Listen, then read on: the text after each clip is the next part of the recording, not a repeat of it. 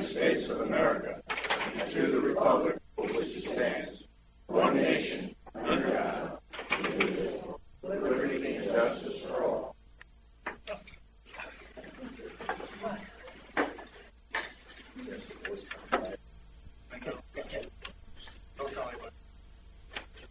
Thank you all very much for coming. And following the agenda, the first order of business is to approve the agenda as we have it right now. Does anybody have any changes or modifications? Want to add somebody now or later as far as one joint committee? I'll do it. That's okay. Because I have a few things. Just the item 3 and item 5 under old business will be deleted. No. Yes, more. And they'll be, basically I'll address them under status of resolution.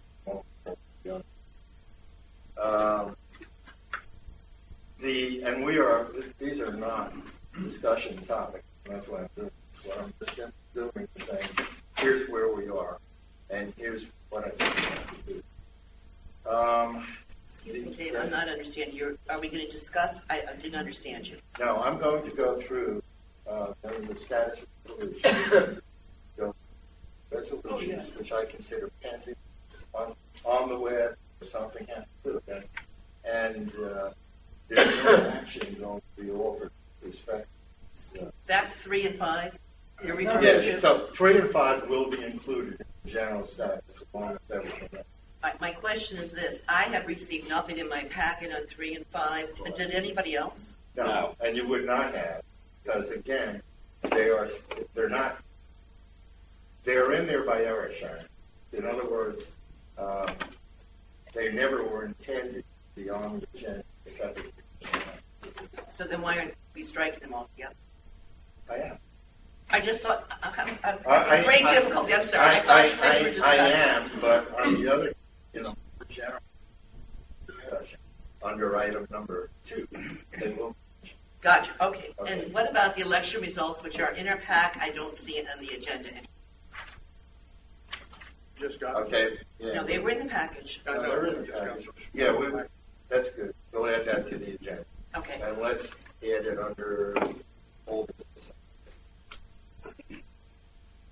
Yeah, election results. Old business. We will add to the committee assignments carry forward. And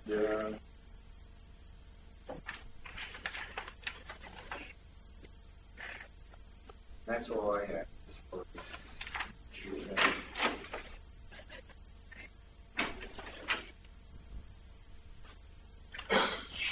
Move to accept the agenda.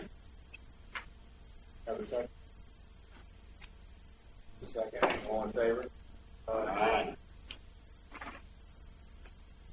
Okay. Approval of minutes. We have a lot of minutes. There's 7 of them.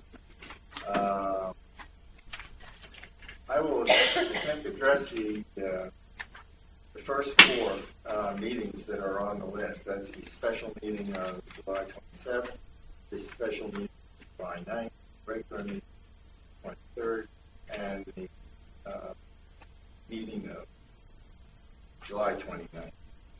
And I take these as a group because Pat and I was not on board at that time. So, does anyone who was on the board at the time have any comments on this or any changes?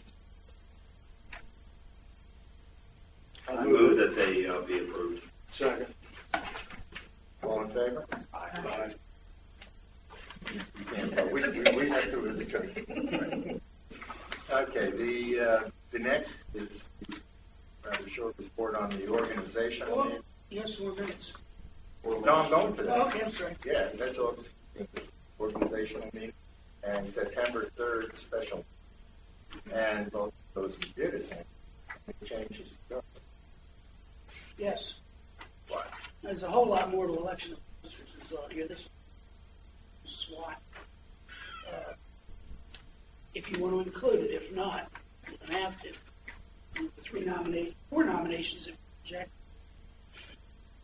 Not rejected, refused, I guess. They were just refused. So you want to leave out, doesn't matter. My preference is, I think, the points across, made from.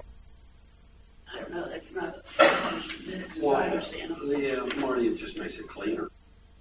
It just cleans it up. It's a moot point. It's not necessary. Okay. Yeah. I would suggest it. Or anybody else? Move to accept. Second. All in favor? Aye. Yes, you can on that one. General Manager's report. Bob? I'm Excuse sorry. me, September President's 3rd. remarks, President's remarks. No, September 3rd meeting. We didn't. September 3rd. Oh, I'm sorry. I thought I took those, Yeah, I so thought I they read were them both off. But Then I have a comment on September 3rd. okay. You can't do it backwards. Something's doing bad things. Whoa. Thank you, Teresa. I appreciate that. I have a question on the reporting for and conduct of board meetings discussion and motion by Dave Stevens. It explained the quarterly financial report presentation to be given at board meetings will be a separate agenda item. It was suggested Mr. Carmine give these presentation. Was that a decision or just a suggestion? What was in the motion was the decision. It was, I think, our preference to do that. I'll go back and look at the motion. Does anybody else remember? Yeah. That Mr. Carmine would get these? I thought Mr. Thompson would give those reports. Mr. Carmine, typically, Used to. It doesn't say it in the motion. It doesn't say it in the motion. Should. And, I think he is one. He should give the quarterly reports. All right, so this is correct, the statement. It was suggested that he would give these, or it was Suggested. suggested. All right. It was suggested, but it was not in the motion failed. And the motion said. So So Mr. it's Thompson will be making those presentations. It's still. You'll be still- making the be up call, to him. but if the board majority is leaning toward having Art and giving the call, then that's the way it will be. It's suggested. I mean, right now it is suggested, and those terms are taken deliberately. Thank you. I just needed a clarification. Okay. Okay. Now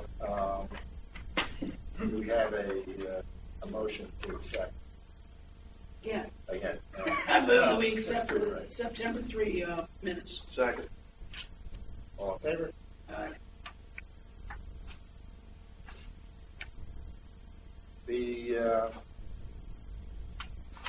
I have where nitty gritty business starts. To act things. Can I have Jeff Nepper and Terry Moore come forward?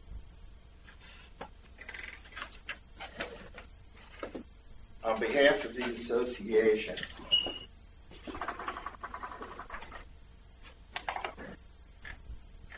I want to thank you for your service. You'll get the right things on. And, I just want to say something too, that Terry's very much involved. And Jeff has been involved, like, as long as I've been involved. That both, and Terry, I'm very pleased. He still wants to stay involved. Will be appointed Rex, of course. And Jeff is still going to be involved. It's just there. Yeah, he has helped us. Thank you. I think it helped us out. Thank you very much. Thank you.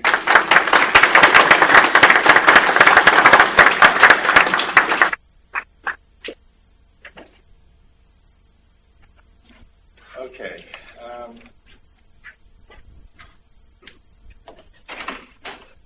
I have just two things under my remarks. First, just to inform everyone that we held a meeting in Sandpipe on Wednesday this week. The I'll call them the Sandpiper Working Group Subcommittee, which consisted of Marty Clark, Tom Terry, myself, and Bob Thompson. Went over terms and sounds that the Sandpiper representative.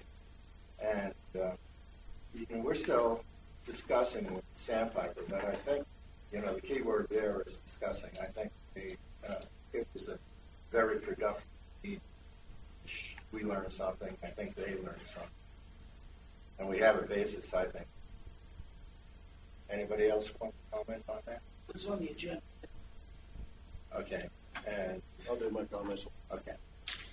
All right. The other thing is that Sharon brought something to our attention. Going on. Yes, this is, I think a lot of you know I'm a realtor, and we had a situation of an agent getting a phone call from the brochure box in front of their house. There's a scam going on in Ocean Ponds. You need to be aware of it, and it's supposedly involving possibly 27 in Berlin and Ocean Ponds. They're putting stickers on the bottom of your garage door or in a very inconspicuous place in a home they assume is vacant. And they're saying, if this home is not vacant, please call this 800 number. And when they called, the realtor got a phone call from this person who was changing locks and said, there's a brochure box. We thought it might be listed. Is this property vacant? He says, no, it's going to settlement tomorrow. So he went out there and met the guy. The guy says he's got orders for 2,700 homes to be locks changed in Ocean Pines. Now, it's obviously a scam. It's been reported to the police department. So what I'm suggesting or advising everybody here, please, we all have neighbors that are not here year-round. Keep a lookout for those homes and see if you don't see any of these funny little signs. They're about so big, a white sticker, and part of it's in English, part of it's in Spanish. And please call the police if you see them on there, okay? So it's a major scam. They're changing the locks, and then they have to wait in the house. So it's just something we all need to be aware of, okay? If the police are aware, please do call. How will we get this information out there? I'd say talk to Mr. Massey. I'm sure he can give us some information, or maybe Mr. Thompson. I don't Yeah, know. well, what I meant is, we have people here watching television, but how about people who aren't here not going? When the reports come. We have something in the quarterly report I have to find out to cover everybody. That's possible. I do have a copy of the form, the sticker that's going on the doors. So Also, an everybody announcement needs on the that. webpage covers, but Yeah. it's theoretical. Just, I guess we just need to be proactive. To take a, keep an eye out for our neighbors.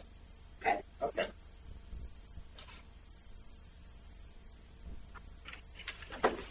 Now have the general manager's report. And per our new, we have the general manager's report package. And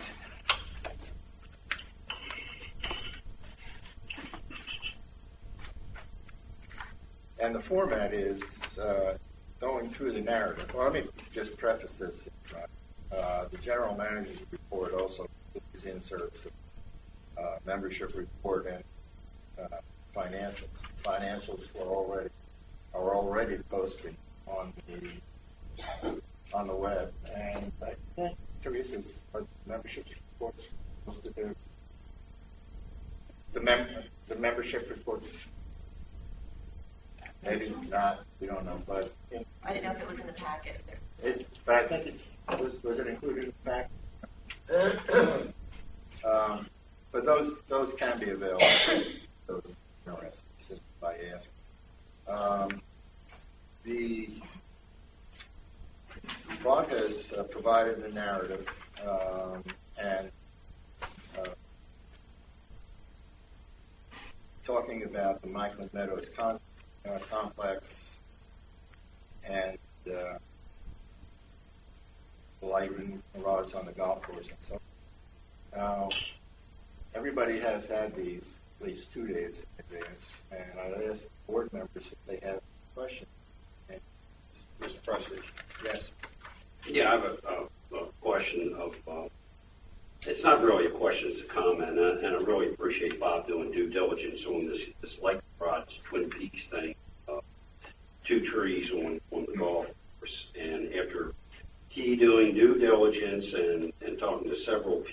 I just want the audience to know and those looking in that the best recommendation is to not replace lightning rods that were stolen about, I don't know, 3-4 years ago, Bob, something like that. Yeah. Not to replace them because it would just only attract lightning and potentially grease. So that's good. I mean, we appreciate the effort and protecting the force. Thank you. Oh, I thought it was going to be. Okay. I got a bunch. Okay. Morning, good bunch. That's all pretty good. If you, okay, we can take them one at a time. The Macklin Meadows complex involved anything that you want to embellish or add to this. Just, I've got, I did, are we not posting these online, big packages?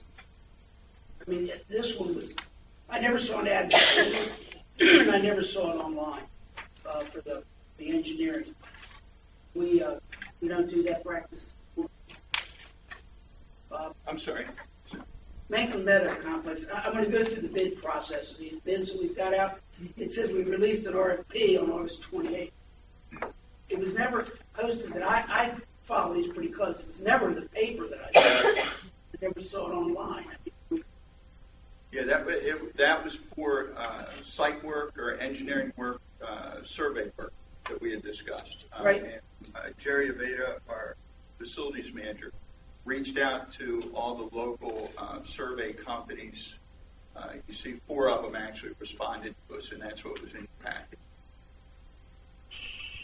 We used to post them and get them out to everybody.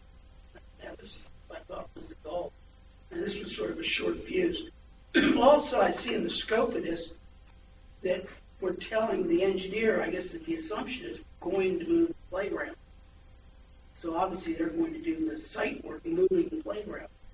I mean, I wanted to see the site plan, so hopefully we wouldn't have to move the playground. I wanted them to go clean blackboard. Marty, if I may, I should have prefaced my remarks by saying that in addition to the general manager, there are, I think, 2 things that are going to Come before us later. Okay. And that's one of them. Of course, ramp, I saw that bid in the paper, that was a good one. And I guess we're getting those back in October. Marina pumps, I didn't see them anywhere, but so far in the budget, it's not worth mentioning. Okay, road servicing, again, there's 3 proposals. I never saw it in the paper, I never saw it online. Were they on either? I know they were posted. I also know that our facility manager handled that. I'll follow up on that today. They were posted online? I'll follow up how it's posted. You know, I called once, this is just to help the computer, what am I, not gifted, but challenged. When I go to our site, I go to projects, new projects, it says today, there are currently no new projects. But then you directed me the other day to where I could find a bid. I think it ought to be easier. I think when you get to that page, it ought to say, we have 3 new projects, and then direct. I mean, right now, if you go to our website, we have no new work being bid. If you go to page 1. Did you have a question on that one? Yeah, I did. A point of information, Bob, indicating here that the analysis recommended awarding the contract below bidder Chesapeake Paving for $366,312.50 with additional paving of $70.70. My question is simply source of funds. I'm looking at the roads capital, and it's certainly less than $366,000. So I guess we're left with a dilemma. No, if you recall, the board typically decides to use casino funds, and as we receive those, we apply those towards that program, unless the board decides to go in a different direction like this year. Okay, good. That's fine, but the budget's only $300,000. And we anticipated at the amount we receive monthly, as we did last time we did road resurfacing. We budgeted for an amount, and then when the resurfacing work was set to begin, we had collected more casino monies up to that point, so we applied those funds towards the final project. So we have that money available.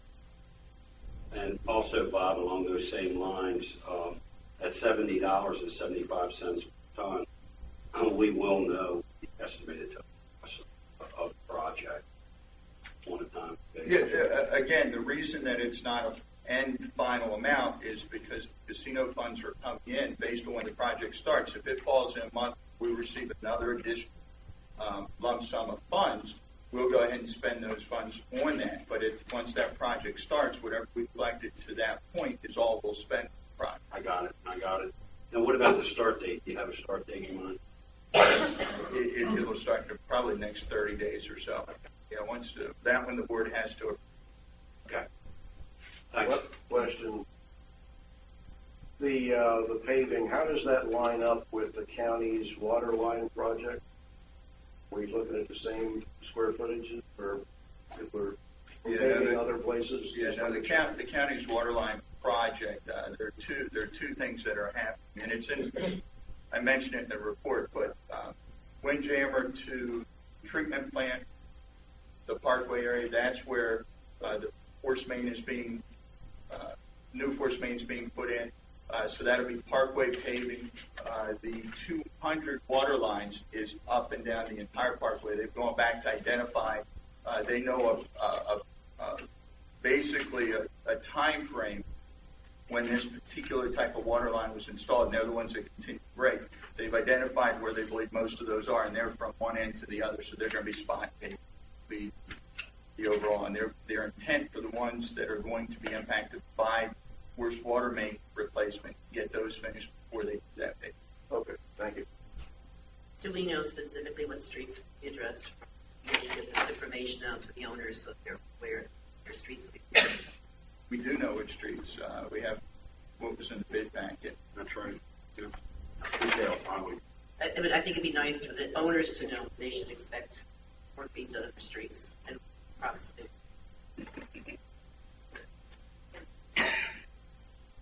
Just a quick question on the road resurfacing RFP on 3A, Bob. Yes, sir. You want to have, that should be in the motion to do this, right? That's correct. Thank you. Yes. Bob indicated in his report,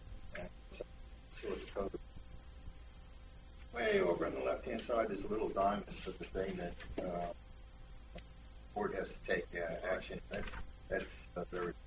I suggested that that. So, but and Bob was also kind enough to write out. He didn't get that. And I'm sorry I didn't do some of these questions by email earlier. I thought there was going to be a presentation. So, Not according to the board direction. That's correct. okay, sorry. That doesn't necessarily mean I got it. No, I understand. I think it'll. Can I go on? I have other questions. Absolutely. Now, some of this, like, we're going to talk about the planning and stuff, but the bridges. I'm really not sure what you're saying here, other than it looks like we're starting to bid out at least engineering. Because, we got this new report dated November 15th, 13th. The one dated November 8th, 2011 says, we recommend the bridge be replaced. I'm just wondering, is that where we're heading? I can't comment on the November 11th one because I don't have it in front of me. I can tell you the November 13th one is the one that we're working off of. There has been a change in bridge ratings. The BSR rating, or basically the condition of the bridge, when the county determines when bridges reach 50 BSR or below, they schedule them for replacement. You notice the form that actually it's in your left hand, Marty, about 3 pages back, actually top right corner shows the BSR rating of 47. It was in the 60s at the last rate. The new ratings actually occur by formula now. The individual inspector doesn't come up with the final rating for the bridge. They fill in the form, and it's I believe it's a federal program now that with this calculation with this software. So they go out and do the inspection, then they fill in all the spaces or all the blocks on their form, and then the computer does the calculation and kicks out the rating. And that's why it had such a dramatic drop in rating this time. So under 50. So we had a meeting with the county public works team, a lot of discussions about it, how they go through their funding and those. So all we're doing right now with the engineering is making sure we have a full understanding of what that report tells us and what options we have when it comes to replacement of bridges. The different types, different recommendations, along with county assistance. Frank Atkins and JT have been very helpful in helping us down that path. So we're still a little early what status or what the final recommendation is going to be. But more specifically, Marty, with BSR rating dropping the way it is, we're now accelerating replacement. Along those lines, Bob, what is the county OPA cost responsibility in that? I mean, is there a formula or something like that? Good question. There are two formulas. If it is maintenance, it's our responsibility. If it's replacement, it's on an 80-20. We carry 20% of the replacement cost. County covers 80. One of the things we're looking at with bridges right now, there are two funding solutions for bridge replacement. One is federal, one is state. We're looking at both of those options. There's some uniqueness to each, some requirements for each, and that's part of what the engineering conference is helping us right now identify so we can figure out how to source the funding for the bridge. India, and you don't have to put it, in the 11 and in the 09 reports, 11 being about the same people, they did a construction cost estimate to replace that bridge. Did they do that in this report? Or is this the whole report? No, that's the summary. The report was 38 pages. Yes. You're welcome to come in and see it. We have. I don't recall. Because it sounds devastating replacing a bridge, but the cost of replacing that bridge at 11 is not. Yeah, bone crushing. It wasn't pretty, but it wasn't. No, the biggest cost from the bridge replacement is going to be determined by, that's not a large, the bridge we're talking about, just so everyone's clear, is the one on the Parkway, just in front of Hole 10 on the golf course, just before you go under Route 9 from this side. It's 32 feet. It's not a large span. Where the costs are going to differentiate pretty dramatically is the construction type. The county uses timber form construction. They use timber for their bridges. The federal typically requires concrete and metal bridges. Well, the concrete and metal aesthetically isn't appealing. It's you see the bridges on federal highways. There's no aesthetic beauty to them. The concrete, the metal, D-shaped guardrails. So we're looking at those. There's also some combinations between the two that are pretty interesting. We're trying to get all of those differentiated and then also trying to figure out if we select one path or the other, how that impacts our funding solution. Because typically the straight timber ones are not, the federal funding will not allow for those, typically.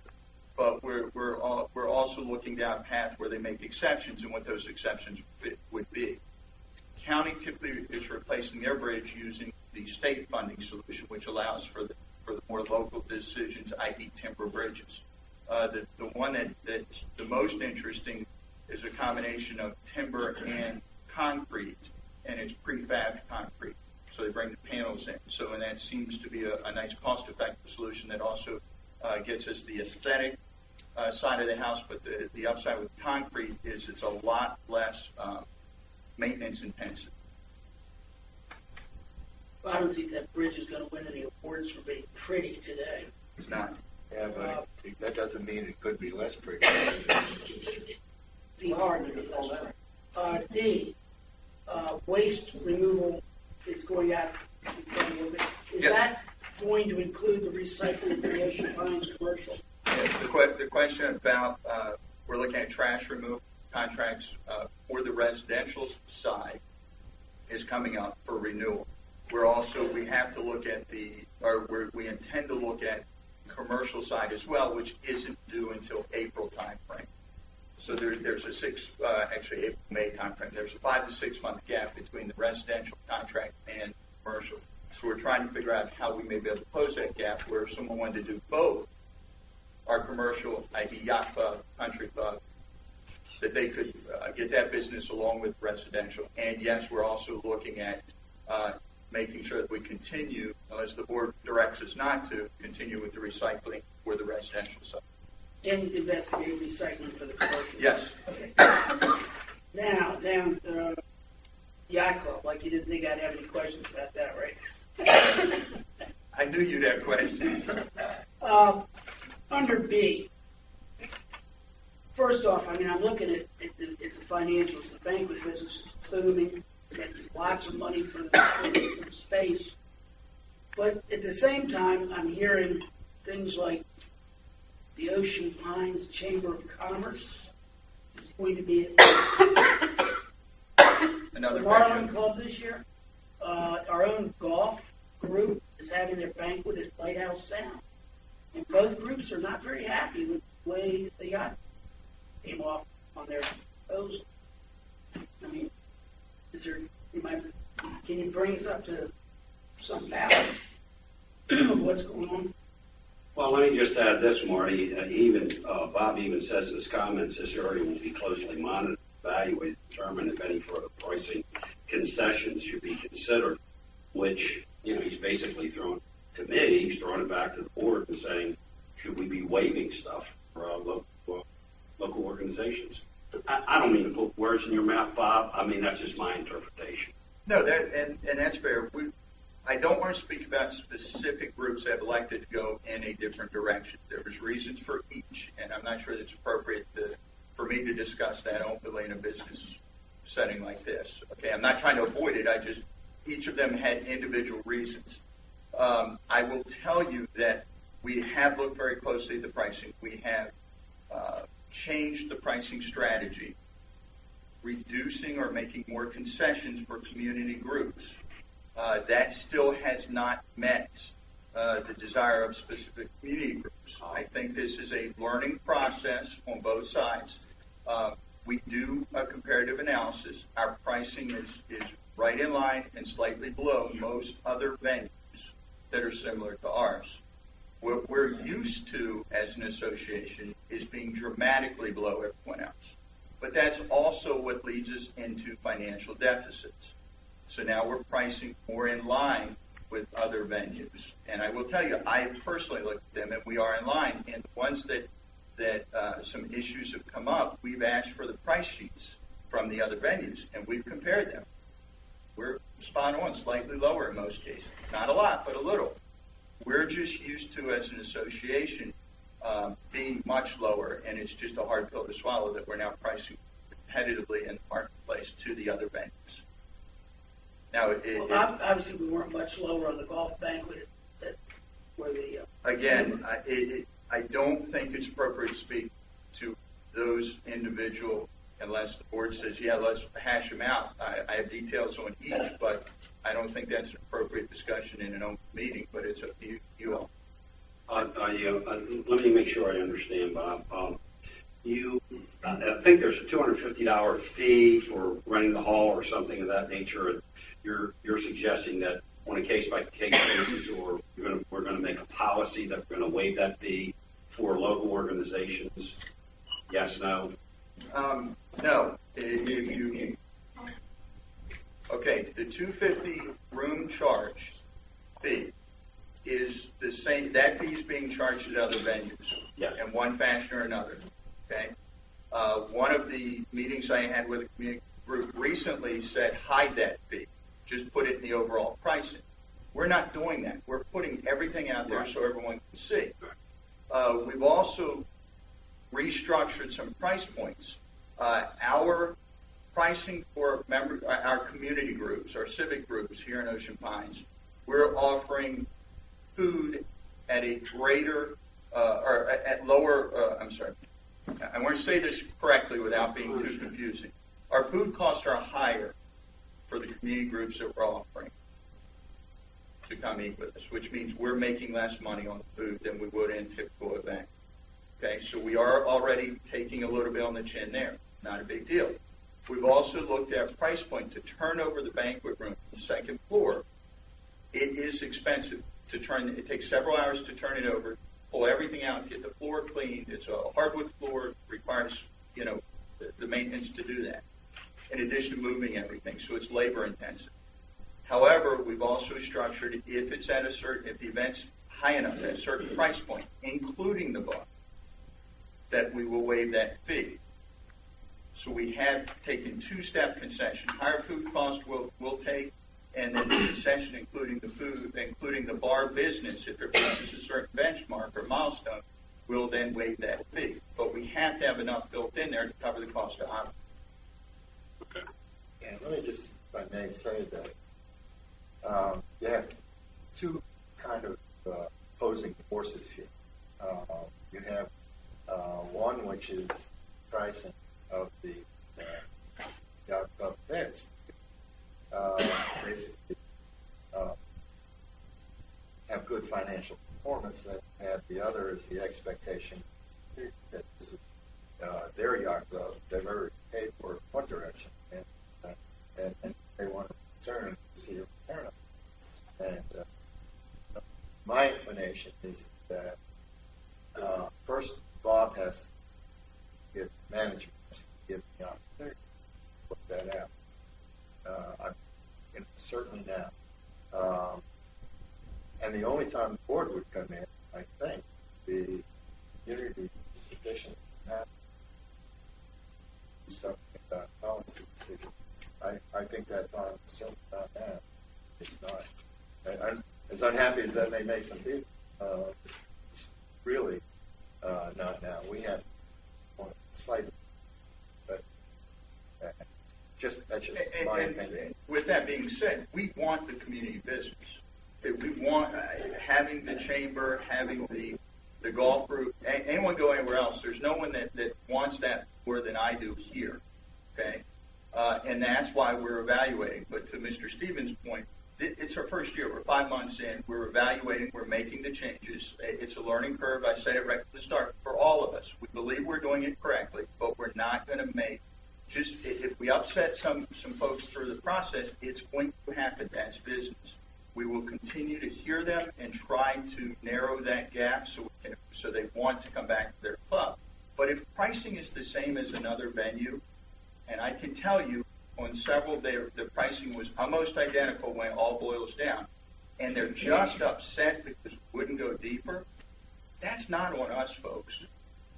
I mean, if the pricing is the same, use your own venue. I'm sorry. I mean, and that's where we're looking real close at it, but we can't. It's unfair to 8,447 members that we're going to discount for smaller groups in a way that hurts the bottom line when it's unnecessary.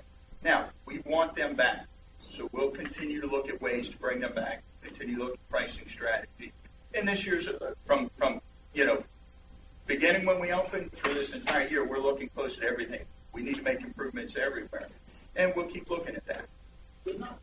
President, I'd like to add something to your comment that, welcome to me sitting over here. I have a very direct message to the Chamber of Commerce. I'm in economic development. When somebody invests over $4 million in your backyard as an economic investment community, you don't go somewhere else for your dinner to save $2 or $3 a plate. That's my personal opinion, and I'm making it public. You don't do that when somebody invests that kind of money in a community. You don't go somewhere else, especially the first year that the place is open, to save a couple dollars per plate. To me, that's utterly ridiculous. I won't speak to any other group. I will leave it alone at this point when it comes to Bob. But, Mr. President, I agree with you completely that we are at a point where we let Bob and his team work the issue. But I'm sorry, I'm in economic development in this country, and when somebody invests over $4 million in the backyard of the Chamber of Commerce doesn't go somewhere else, at least the first year. End of my comments. Thank you. My comment on that, Tom, is you don't know the details. You haven't asked the Chamber of Commerce how that went down. I do know the details. He does sir. know the details. Yes, I do. Yes, he does. Yes, I do. There was a huge difference in cost. The Marlin Club isn't cheap. and they don't cater to cheapskates. I know. Okay, last item. Okay. Under C, Bob, I know we don't have an updated Which one? I'm sorry. Which? C, Yacht Club. Yeah. Okay. I'm still wondering when I can expect copies of the executed change orders 25 I asked. Well, following the meeting, you walk over and we'll pull them out of the file for you. Sign? Execute? How come they haven't been provided to me when I've asked for them in writing Okay, well, 5 all times? right. Well, first, You can call it history all you want to. We can call it, all right. Let's do this. And have when you follow the meeting, what you were originally requested of me was provided to you.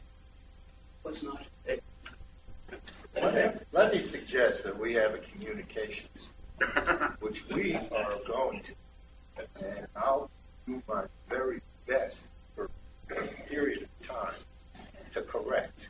And we do have a communications problem. Mark, No, I was involved in. No, I didn't say it was a sign. If something's broke, it doesn't matter which side it's on. Okay, so. You know, Marty is perfectly correct in identifying this issue. I followed it, I was involved in it, and I think it's an issue which must be fixed. But we will. Okay, I do have something on the, just to comment off on the Mumford Landing Swim and Run Club RFP. Basically listening what it's. I'm just mentioning this because it's a follow-on from the last one. Last evening, and gave a pitch. And if I can understand this correctly, looks like you're on the same. Do and I would hope Jane won't back Alex. No, she won't. Okay. We work close with her and her committee. Yeah. We are going to discuss that, right? No. There's no. It's the only thing they've done is issue an RFP. Then I've got something on that one. Okay. I didn't That's see good. the RFP, Bob, in winter cover. Did I miss it? What do you mean by a winter cover? A cover on the Winter cover pool? goes over the pool. Not at this stage. Next year. I'm on the aquatics. The I hear pool is done. Once the pool is finished and the Diamond Bright is put on, Marty, we use it next summer. At the end of next summer is when they put the pool cover on. That has always been the recommendation of the aquatics committee. Not for this year. So that would be in next year's budget for the pool covers for those two pools. That's correct. If I may, I think these are 48 questions. But during the last discussion, my recollection that Bob was saying that general delay in fixing pools was because they didn't have pool covers. But that was what I understood. And it seems now that, okay, bottom line is, we're not going to buy the pool covers out of this budget. Well, none of this is in this That's correct. budget. Yeah, that's, Except for the Swim and Racket Club, none of this is in the budget. well, I think we're all in agreement, Marty, that we do want pool covers once they've had the Diamond Bright finish and all they've all been Then fixed. all I'm saying is this ought to say that. If the guy installs the Diamond Bright in November, He won't be installing Diamond Bright. He's not. He's doing the spring. He's doing the pre-work. When I read this, they're doing the pre-work, and the Diamond Bright goes on in the springtime. and that is exactly what the, So- this was. we're going to empty the pools, grind them down, leave them empty. Correct. We're going to leave the pools empty this winter. Let me be sure I understand this. Is that correct? Is that what this suggests? I don't see the word in there about the pool. Or not. Let me go on the record. If we leave a swimming pool empty this winter, it's a good thing we're not putting the Diamond Bright on them until after they crack it. Jeez. Mr. President, to the point of the RFP for the pool covers, my guess is that you would not purchase the pool covers from the same companies that do construction work. So it would be a totally separate RFP, It's correct? exactly the opposite. We did it at the yacht club, same company installed. They installed it, but I don't know if they were You the want ones them that to do supplied the it. whole thing. You don't want to get involved in well, I'll buy that bolt and you buy that. Marty, I think what Tom is saying is that will be a separate RFP for the pool covers. Once we have the pool in place, they actually come out and measure it. And once that's done, then the pool covers are ordered. It may or may not be the same company that installs them. Okay, I hope we're not leaving the pools empty. That I honestly, I don't remember the procedure in that. I don't remember. Can't tell from. And this doesn't say in here if the pools have water or not. No, nor should it Yeah. necessarily have. Well, On the other hand, Mumford's Landing Pool's empty today. I think, do you know what the exact process is? The RFPs don't tell us. So perhaps Bob could basically outline. I can tell you right now if you'd like to know. Please. Okay. Okay. We have an RFP that's about to go out. The RFP is to have the two pools that have the work that needs to be accomplished. When we get the RFPs back, we'll make a determination, bring it to the board, final decision. From there, they'll start the work. The intent is to grind it down, base coat, to get down to the right surface that they can resurface on later. Do any of the necessary repairs, in particular the Mumford's pool, where we have that far end that's dipped and leaky. They'll pressure test on that particular pool, do whatever they have to do to level that, get everything prepped and ready to go for spring application of the final Diamond Bright. From there, during the summer months, we will go out and reach out to pool cover folks to bid those out. With that being said, we are very, very pleased with pool cover that the particular company we bought them from, I believe it was Merlin, for the one at the yacht club. One of the agreements we all talked about last year was anytime we redo a pool, make it new again, we will cover those. So that's our intent. As to water in the pool, what happens is the piping in the pool, you always leave just a little bit in the very bottom. Pools that are above ground or above the hydrostat level, where they're not getting the pressure from underground, don't need to be filled with water. Now, once we put the new Diamond Bright finish and buy the pool covers, next winter we'll keep the pools covered because we have the right cover on them. We had great experience with the yacht club pool cover. So as we continue to grow and do a better job with our pool surfacing, we're protecting them, and the water will stay in all the pools at that point, whether they're above or below, where they're getting that pressure or not, because it won't be relevant because the covers will be up. So talking to the Aquatics Committee, talking to several of the contractors, our Public Works Director, the Public Works team that actually manages the pools, and Ms. Jenny, the Aquatics Director, and her team, we feel we have a very good strategy moving forward. Everyone agrees to it. That's our process, and it seems to be effective. The only thing I'm going to have to ask the board is I will get those RFPs back very, very quickly, or the responses, the bids. We're probably going to have to come to you guys quick if we're going to have the work done this fall, which is what my direction was last month. That's what we're expecting. Well, that's my recollection of what Aquatics Committee requested. In other words, they wanted preliminary work or some work started so that it would not have to be Yes. thereby jeopardize the oath of it. Am I correct in that? Yes. The second part of in the spring is when you put down the pool surface, you get a diamond ring, and in the summer they buy because that you don't really keep the. Excuse me, we are straining to hear you. I'm sorry, I get this. How's that? Better? Bend it. Can't hear you anyway. Better? That we discussed over at the. Okay, Anna. Is that better? Okay. Did you discuss all that at the meeting? We need to get to the swing here. Anna, this is a board meeting. It's not an Anna. The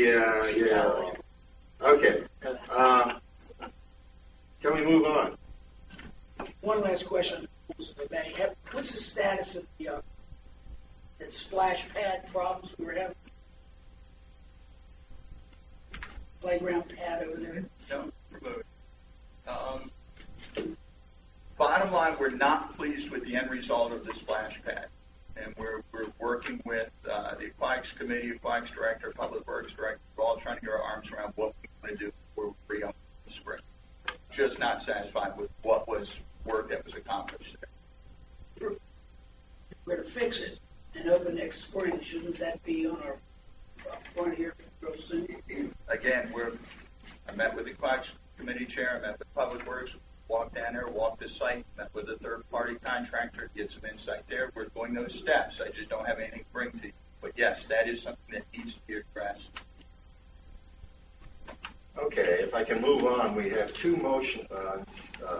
actions that Bob has requested, General Manager Authority. I'll read them. And I move the Board of Directors accept and approve. I'm sorry. Did make extra copies for us. Well, it's done. Yeah. Yeah. I move the Board of Directors accept and approve the General Manager's recommendations for the road resurfacing project, the Chesapeake Paving Incorporated, in the amount of $366,312. Proposals were submitted and analyzed by staff and Soleil Associates with final recommendations to the board contract low bidder.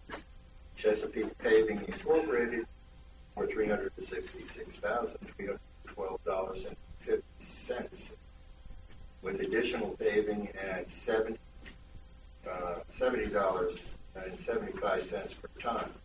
Chesapeake has performed previous paving contracts for open paving, and their performance was excellent. Second. Discussion. I know we get the money from the casino. The budget we operate under isn't a moving target. Maybe it should be, but it isn't. We have $300,000 budget. We add in the cost of Soleil on this project, $68,250, 23% over our budget of $300,000. I'm going to support it, but I think in the future when we're budgeting, we should budget for the entire amount and not what may be over the next hill. Let me ask a question. I think what I understood, correct me if I'm wrong, Bob, this is the money we have in the account now. The casino money came in. So we're using what we have, not thus the 366. Am I understanding that correctly, Bob? That's correct. So in other words, we had a budget amount, but we actually have more in the account. And since according to the RFP we got, these rates were really low, and we're getting as much as bang for our buck as we can now, Marty. That's how I understood. So I'm in favor of this. Yeah, I'm in favor of it too, but I think to Marty's point, I can understand that the original budget might be under, and it's very possible exactly what's right. How do you predict it? Yeah. Yeah, That's a budget. and How do you that's predict? and that's what a budget is, and that's precisely the point, Marty. It is a budget. Today we have $293,892 in that budget. In that reserve. Reserve. In That's reserve. Now, I understand that money keeps coming in. Why don't we spend the money we're going to get in the assessment for 2018? It's not the way you do it. It's 2015. We budgeted $300,000, and we're spending $368,250. Yeah, well, I think. Now, I'm going to support it also. I'm just making a point that you either have a budget or why bother? Isn't a budget a guesstimate, Marty? And So there's your sometimes best guesstimate. it's our best guesstimate. That's correct. And if more money came in from the casino than we anticipated, And if then it why doesn't- aren't we using it? Because we don't. There's So no- he was conservative do in his next year? budgeting. May I suggest that we have this discussion when we go through the next budget cycle, because it's an important question, and your point's valid, Sharon. You know, that we all have some form of experience from private industry, and oftentimes budgets on the expense side are exceeded. So I think it's a discussion I think they that can. we should have in. They are exceeded, but on the other hand, exceeded not because we just have to. Well, our budget is the budget. It can be full. In this case, it was, and I can understand that, and the board has to live with that. But on the other hand, it is not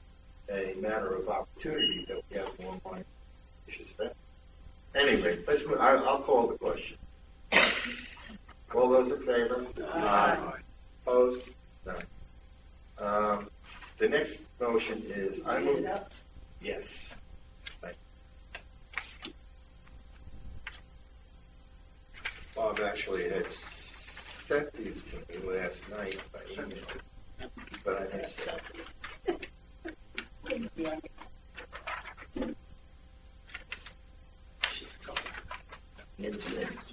That's it. I move the Board of Directors accept and approve the General Manager's recommendation to award the Marina Fuel Pump Replacement Project to Jones and Frank in the amount of $35,218. Second. Jones and Frank provided the most comprehensive reply to the OPA's bid request for fuel dispenser replacement at the Yacht Club Marina. They differentiated between equipment installation and training costs. Additionally, they identified key equipment items like float sensors, micron filters, and dispensing fans. Discussion? Call the question. All those in favor? Aye. Opposed? And that includes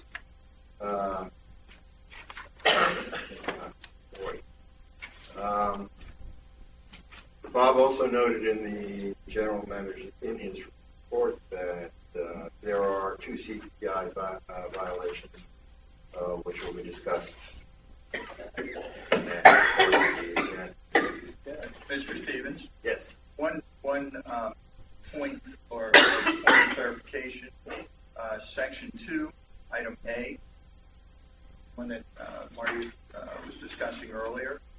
We have not moved forward the Soleil contract to have that site survey, final pieces.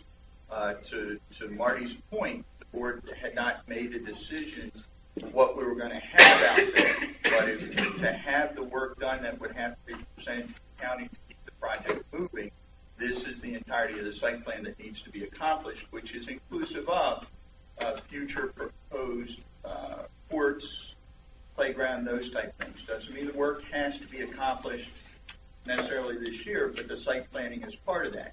Now, this is certainly within general manager's realm of spending for the project. However, because it was such a large amount, I just want to make it make the board aware of it, or move forward with it, and just get a general feel. Doesn't need a motion, but in general, would you like me to continue moving forward to get at least the final site work for that project?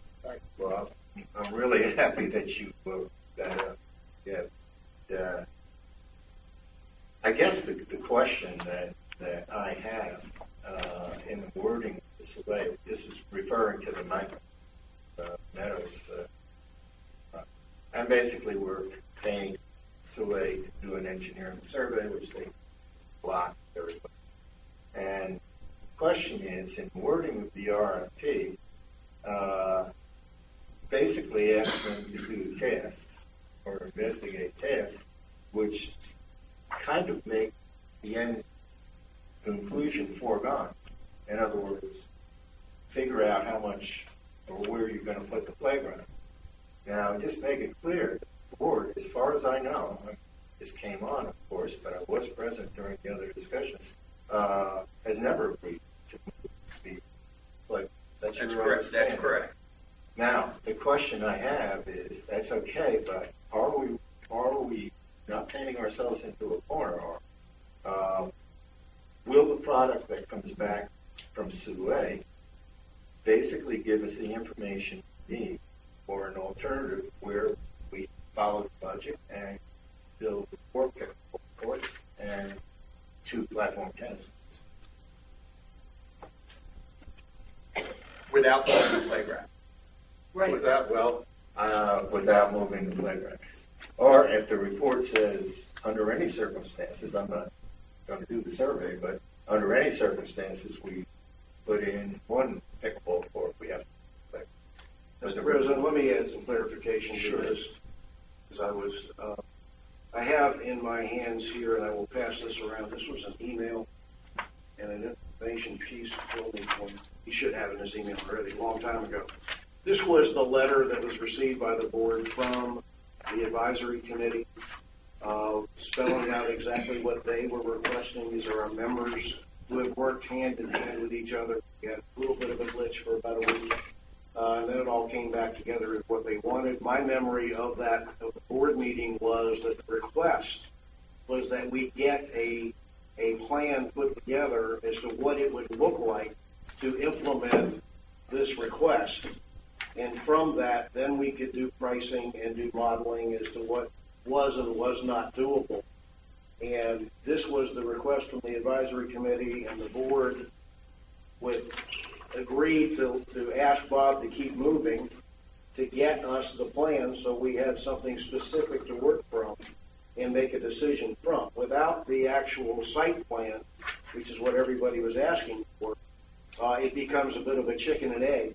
It's you either agree to move it or don't, or you do the site plan or don't. One of those two has to be done first so the decisions can be made. And that's my memory of where we were, and that basically Bob is just letting us know the price is a little higher than originally thought to do the engineering work. Nothing has been committed to move anything yet, but without a specific site plan, we really had nothing that we can make a decision based on, with the exception of keeping in mind this is what our membership, as at least the folks on that advisory committee have asked.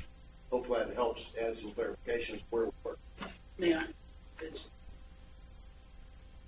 Why don't we do the 2 and 4 that were envisioned in the budget, plus 4 proposed? I mean, that's what a future site plan looks like to me. And that's when they might say to us, well, in order to go 4 to 8, you're going to have to do it this way. And it shouldn't cost a great deal more money. I hate giving somebody the answer before I ask the question. And that's what we're doing with this RFP. We're saying we want 8 pickleball tennis courts.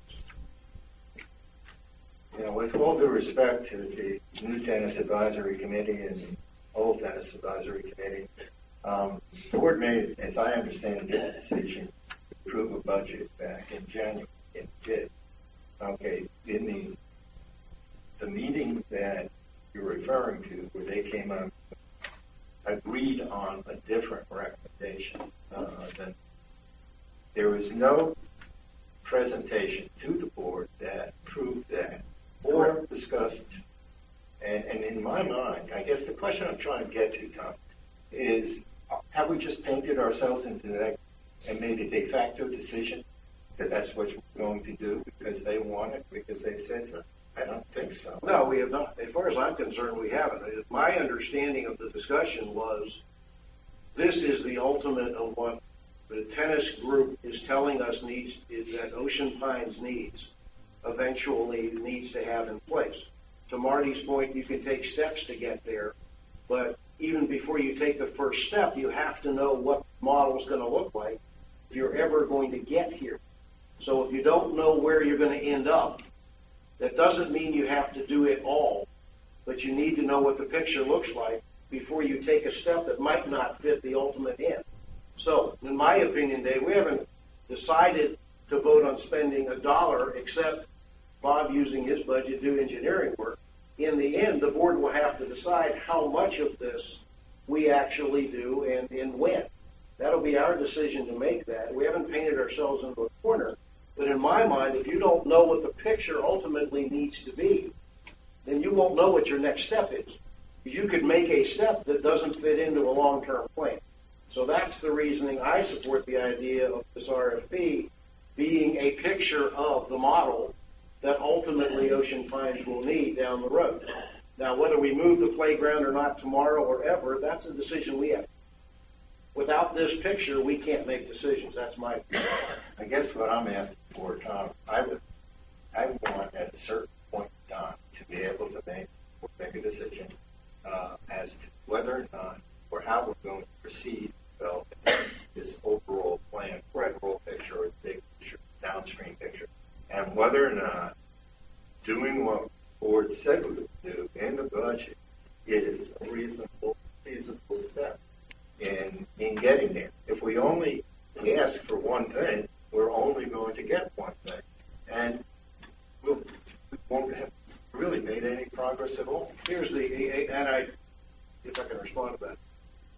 already made it clear to the advisory committee, I'm the liaison to them, that the budget that we passed in January, February last year had certain dollars in it that were available for this work.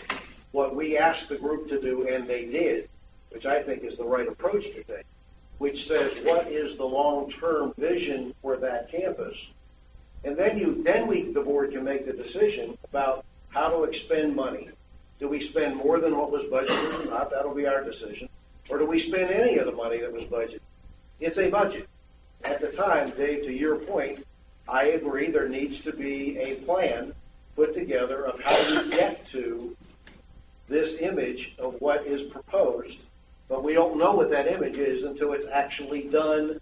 We could speculate, as to where we could put all these things. We've been through that. We had one model put in front of the board that ultimately the county ended up saying we can't. So what we're asking for is an official version of what the future might look like that is doable. And then the budgetary issues become, how do you get there, in my mind? And yes, there was a certain amount of money passed in the budget that is what's available in the budget for this year. And then this board can make a decision how it gets there. But until we know what that picture is, we can't build a plan to get it. Does that make sense? May I ask a question of Tom, please? Tom, early in the process of this, I remember the discussion about a new tenant racket facility building. We're talking simply courts at this point. We're not talking about a possible structure being future 10 years from now. Just the courts, right? Well, again, what we're talking about is a picture of the campus. So that could be planned in the future. Okay, okay, good. That should be in there. That should Well, be in there. see, Marty, I agree with you with that. That's why I wanted to know, this is just looking at courts, or this is a possible future plan for a building to... Ultimately, if you're going to do a campus picture, you have to have all that in. I'd like to see that. That's good. Okay. So hopefully that answers the question. Yeah, I think so, because I understood what it was that trying to do and looking at the overall picture, and I'm fully supportive of that. As long as that picture supports a range of possible options. That was my question. You're talking about a range, so you could have an alternative picture which doesn't touch the playground at all. Is that correct? Or will the playground have to be reduced or moved? That's what this says. Playground. You have to move it. Yeah. And This Ward also, said it. the record doesn't mention building. Okay. Sharon, it's not in. That's why I asked the question. And I have a quick question. Is this 11,300 a line item, separate line item in the budget? It's not. So it's coming out of 130. It would be, yes. All right. There was no questions to call on that. Can we move? Where are we going? Well, what we're doing, Bob has put out the article.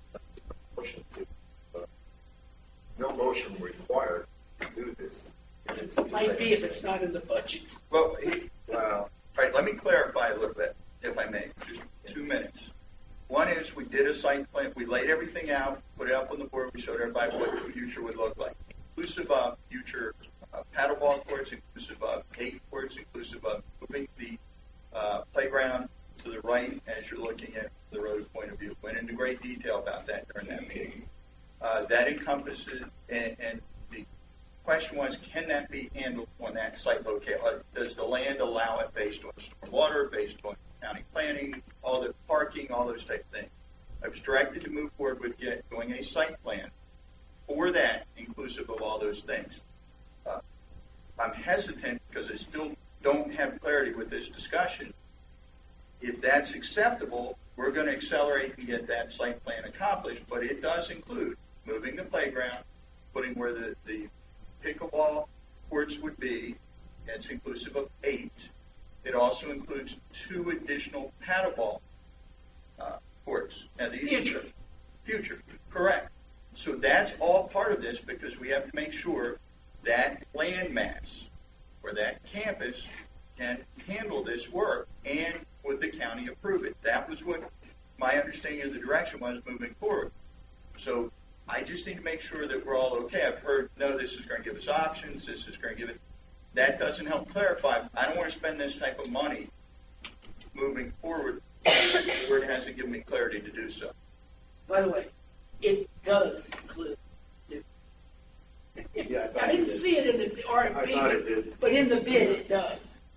It says relocation of existing playground, realignment of existing park.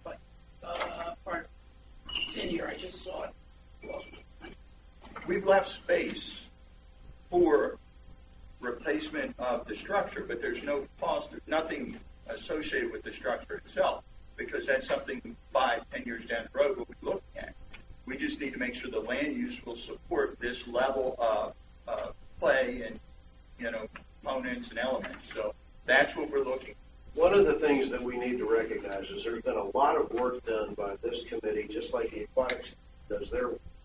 They looked at this ground, they've had professionals for stormwater management, all this, look at this. And I know there's a touchy part as far as the playground goes. The reality is the playground does not shrink in size. It simply reorients itself to better use the land that's there, and the equipment there eventually needs to be rebuilt anyway. So there's a whole issue here. There's a lot of things that have gone on. And this is the issue that Bob is asking. It is the issue that Marty has brought up more than once at this point, is are we deciding to move to reorient playground? And the reality is, it's my understanding from listening to all the groups, the engineers have been working on this, that if you don't reorient the playground, you don't have maximum use of land, and you, according to what I've been told, whether it's right or not, is that they're really, if you don't reorient it, then you don't have a long-term plan that allows you to build the pickleball courts, that need to be in the plan of what we're doing. So in my mind, Bob, you have to do this. You at least have to have the plan drawn up with reorienting the playground to make sure everything fits. And to my understanding, talking to everybody, is if you don't reorient that playground, then it isn't going to fit. That's my understanding of it. So to do a plan without moving the playground is kind of a waste of time. What is it going to fit? 8 paddleball tennis courts for the budget? Well, I don't care. In all honesty, Marty, I'm thinking beyond 6 weeks from now. In 6 months from now, this is not a budgetary debate. We don't need 8 pickleball. This is not a budgetary debate. This is a long-term plan. Okay. I am opposed Well, then to you can say relocating no. the tennis courts And clear cutting the trees that you're going to have to do to make 8 paddleball. I think we have to see the plan. But Pickleball. that's where I am. Let's see the plan. And I'll say go ahead. But on the other hand, I think it's at risk. What we're going to need is a specific plan of action for how this is going to be accomplished. And we're going to get this plan without having prior board approval for several major issues, which the board does have. So I think if you don't get the information, don't answer the question, may not be all then you're simply at risk later on being turned down. So Dave, do we need a motion for him to continue? No, I don't think so. I think he is within his purview. And he's also doing what the board, I think, asked him, which is to move this further. It was very vague, but that's okay. Vague is your prerogative. Sure, we wanted it more specific. It would have been written that. Okay, now can I? There we go. Public comment. Anna. And Anna, by the way, part of our new board resolution, I'm not just picking on you, Anna, but everybody, so we're going to restrict I just want to say, 5 minutes. my name is Anna Foltz, and I'm very much in love with Ocean Pine, and we work very hard to support our amenities and our clubs, and we want to stay in our pines and want to support our yacht club. I have been trying 3 months now to get something set up for our bridge club for Christmas. Now, they're telling me I have to pay $250. I got to pay liquor funds.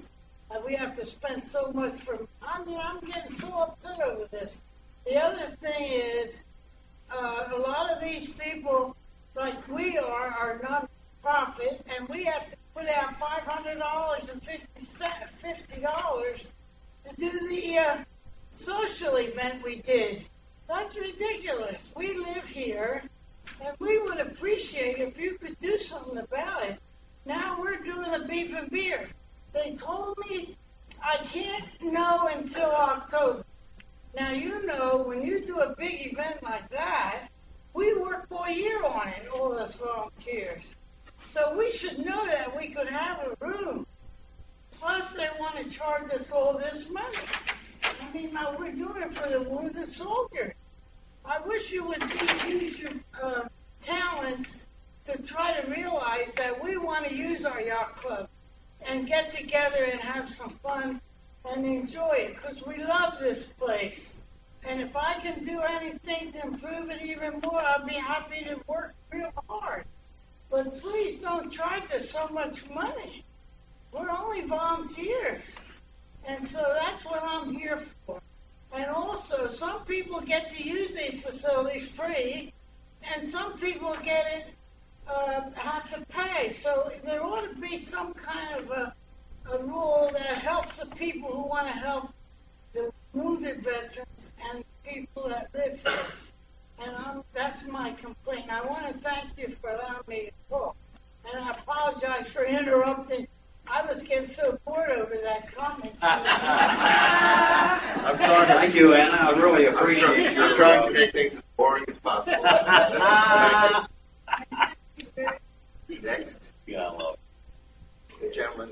Yes, Mr. Stephen and members of the board, my name is Garrett Everson, and I live at 36 High Sheriff Trail. And I was wondering if you have a response to my letter to the board dated September 2007.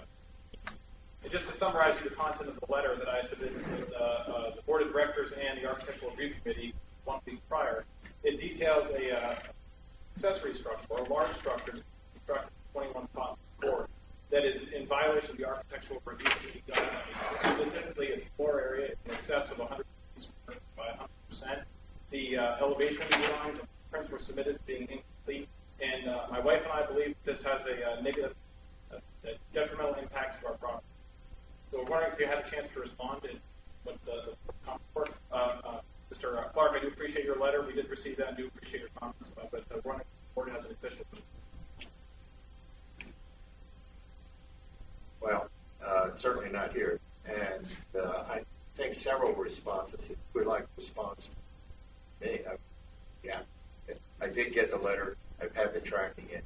And I believe that the responses were adequate, but I'd be happy to add to that. Well, so far we just have a personal response from Mr. Clark, but nothing official from the board as a whole.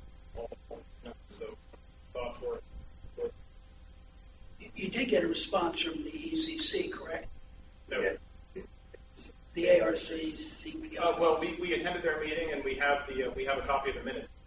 So if that is a response, we'll have a copy of that found on the webpage. But we never received anything in writing.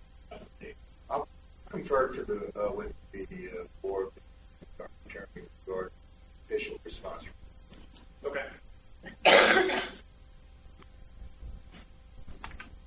you have a timeline when that occurs?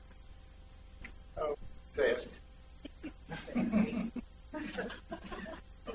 I think, assuming that we have full agreement. Do you hear that? No, sir. What was it? I said, assuming we have it, I would think next week. Okay. We look forward to it. Thank you. Yes. Doris Lloyd, 65 Wood Duck Drive, in conjunction with Anna. First of all, I may be wrong, but I think it's moral wrong to charge Ocean Pines Association clubs to charge to use the yacht club when we built it. That's my view. But on the second hand, you have got to make a decision on what you're going to do, because clubs make reservations a year in advance. Now, I know the boat club can make reservations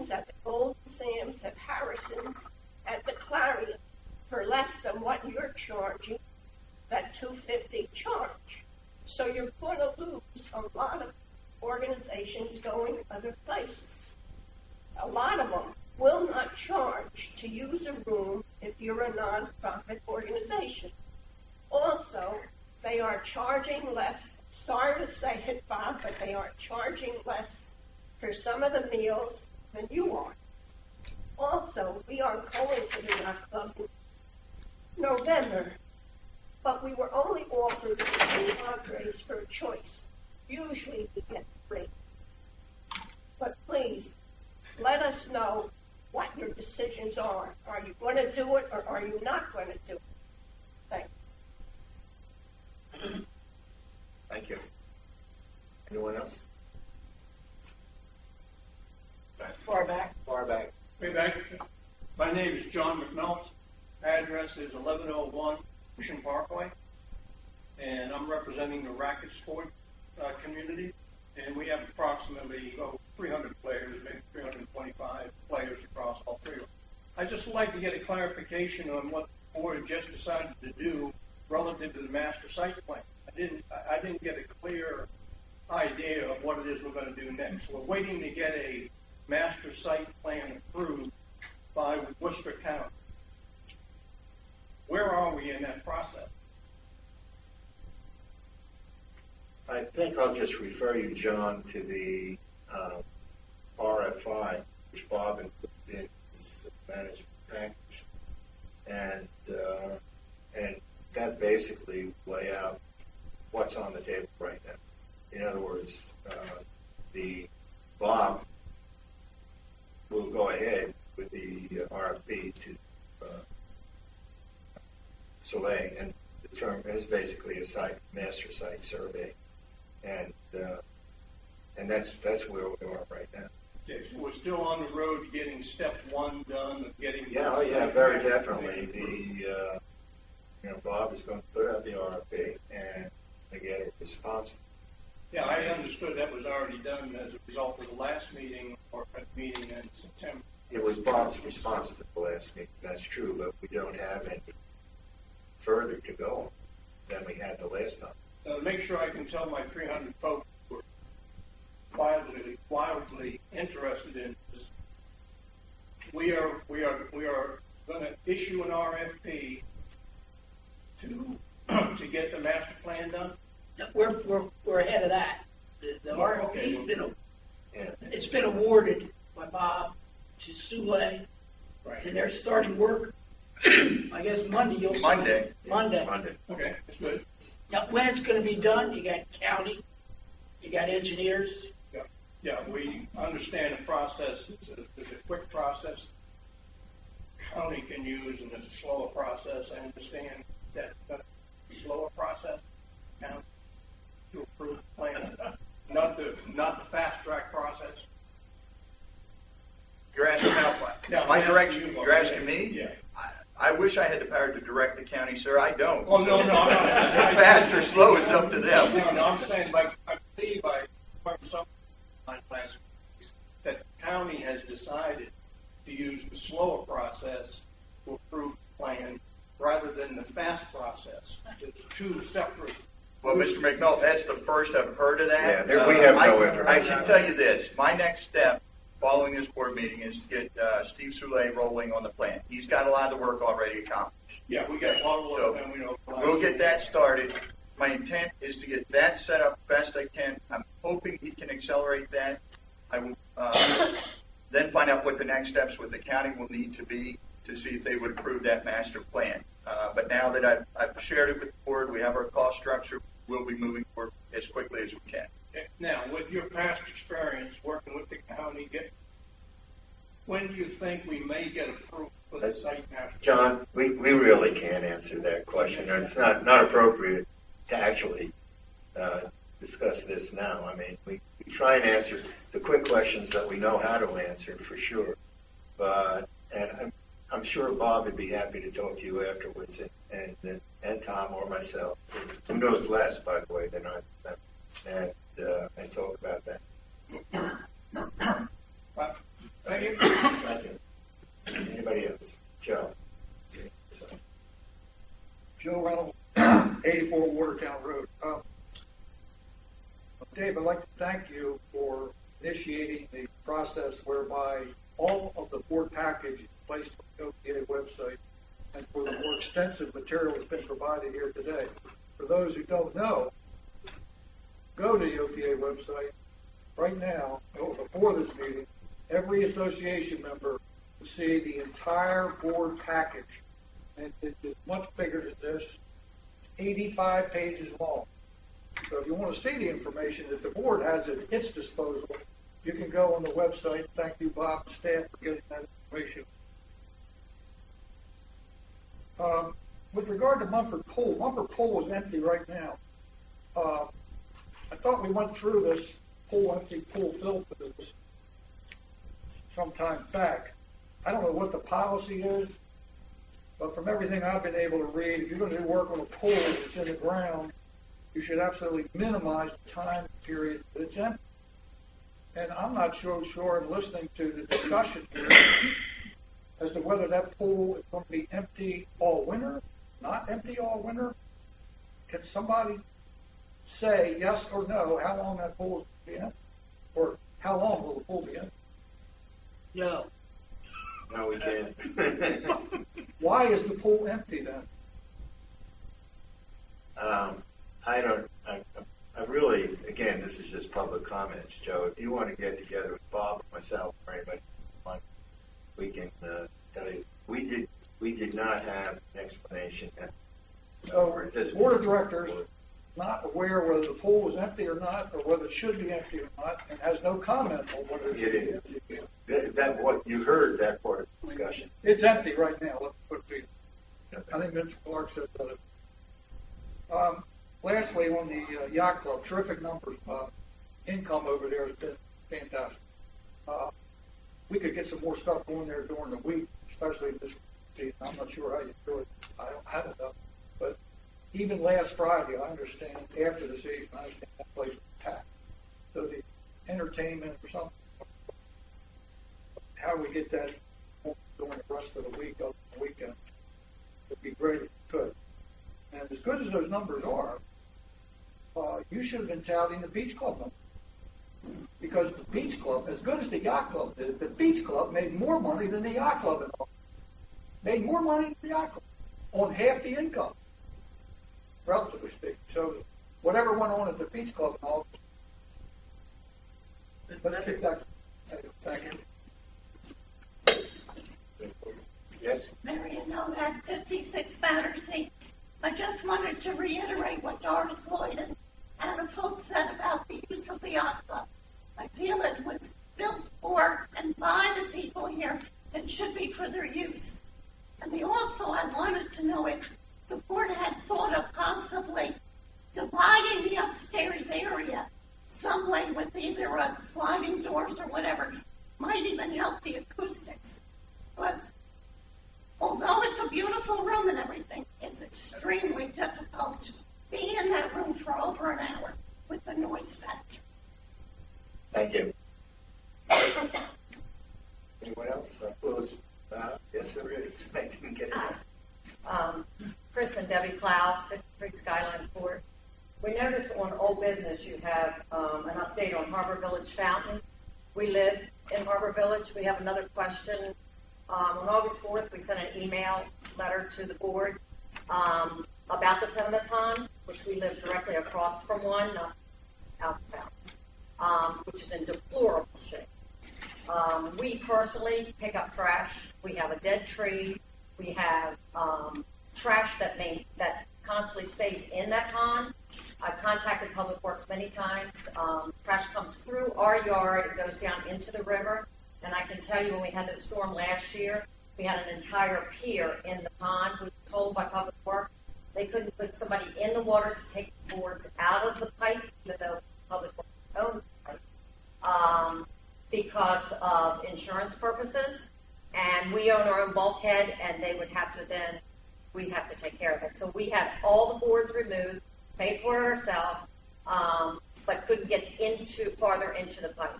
The trash constantly goes through there and out into. Something's got to be done with these sediment ponds. Fountain was wonderful, and that's a great thing to put, but I think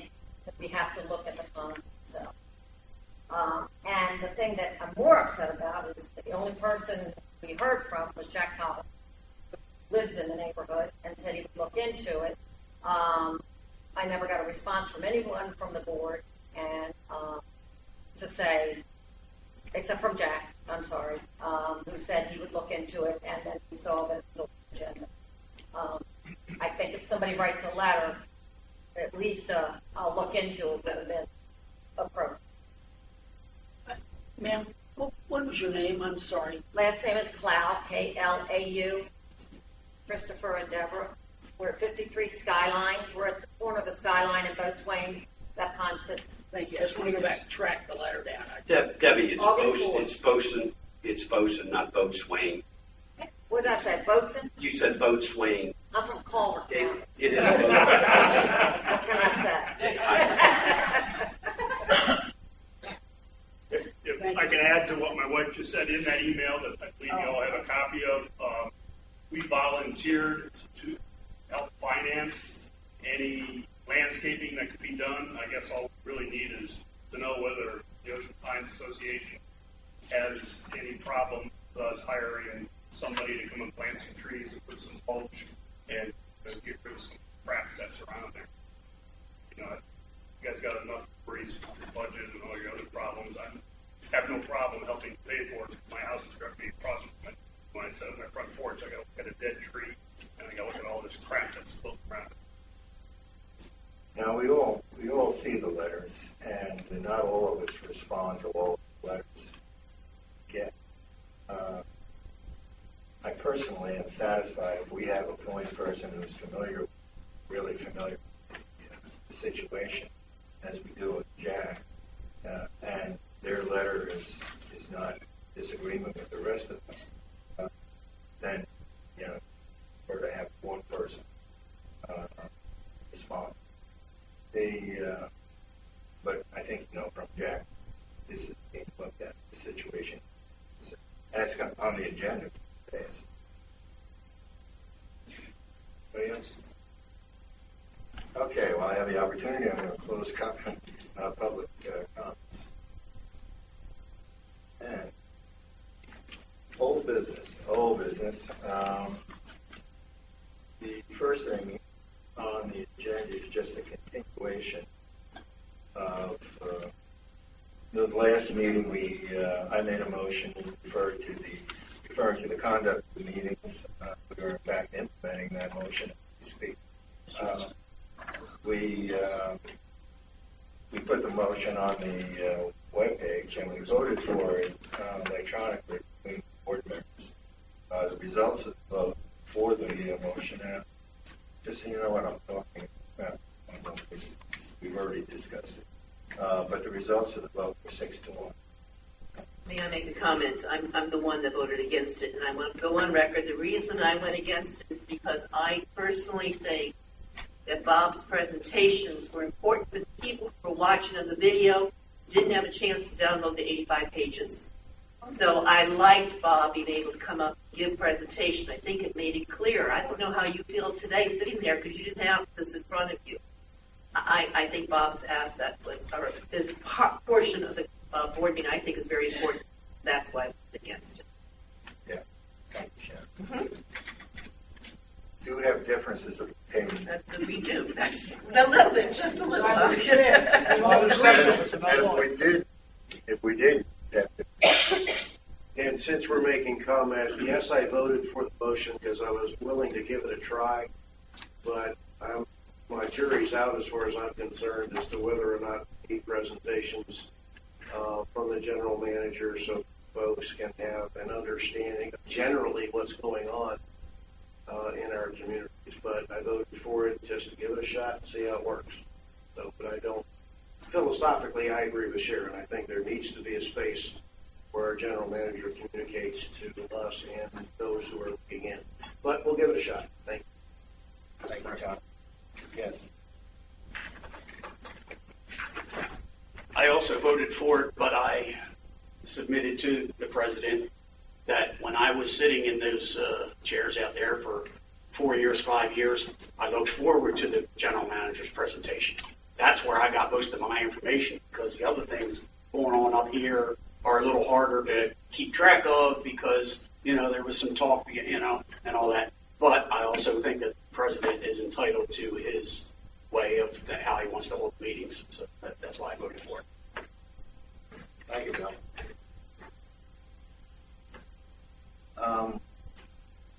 Moving on, I have a item on the agenda called resolution status, and the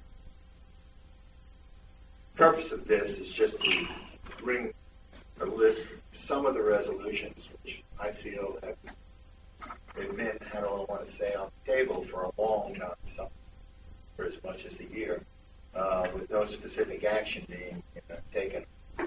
And I think it is important that we clean up our resolutions. I'm just going to mention what they. We're not going to debate the resolutions or what has to happen today, and that'll be. I will recommend a way to go ahead, if I can get, the consensus of the board, then we'll proceed. I'll save C14 to the last. Tom is going to present that. MO2, one of the favorites is the amenities resolution. Longest resolution is also. Well, more work has probably been put on that resolution than anything that I, in my recollection. So, no specific revision has been offered, and this is true of a lot of the resolutions. In other words, we get recommendations from budget finance, from different committees. Are you hearing? You're not hearing? No. They're not hearing you, Jake. I'm sorry, am I too close or too? You mumble. I mumble, okay. Use the mic. If he says something, I'll say it back. We're elderly. All right. Okay, is this better? No. Not much. No, it's not. I can hear the microphone. Is that To me, it sounds like Project. project? Enunciate your words. Hello? No mumbling. If my wife could hear this, she would say, see, I told you. So, Hey, stop picking on my president. Okay, MO2, and a lot of these resolutions have not, we've had suggestions, we've had write-ups, but what we don't have, and what we do need, is a written resolution to be offered for first reading according to our process, and we have to vote on that resolution or offer changes to it. That's the way it works. And it hasn't been doing that. MO2, I mentioned. MO7 is, this resolution's been submitted to the board for review. Board, in this case, did take an action, directed it to the Marine Advisory Activities Committee and Natural Assets Advisory comments. And guess what? We did get the comments back. Now what we need is the resolution to be rewritten in accordance with those comments and then put forward to the board so that the board, in the first reading, can say yes or no, make changes. FO1, investment policy. This has been rewritten by budget finance. It was put on the web page. I don't know how many months it's there, but it's probably at least 6 months, maybe. And no action is taken forward. Nobody's put it forward. No board member has put it forward for a first read. Anything else? I would suggest this means a lack of interest on the board's part, and that could very well be. They might say, well, thank you for your suggestion. But at any rate, it is, my suggestion is we'll take it down from the webpage. And if somebody wants it back up and has written submission of resolution, then we'll do it. Okay. The annual budget preparation. We received a requested draft from Budget and Finance, Budget, Bylaws, and Resolution. Commented on the changes. The last action was February of this year. I'll cut this short. Please. We need to do, there's a list of resolutions we need to do something about. And my suggestion is that we ask Jim Trump, who is the former head of the Bylaws and Resolution Committee and still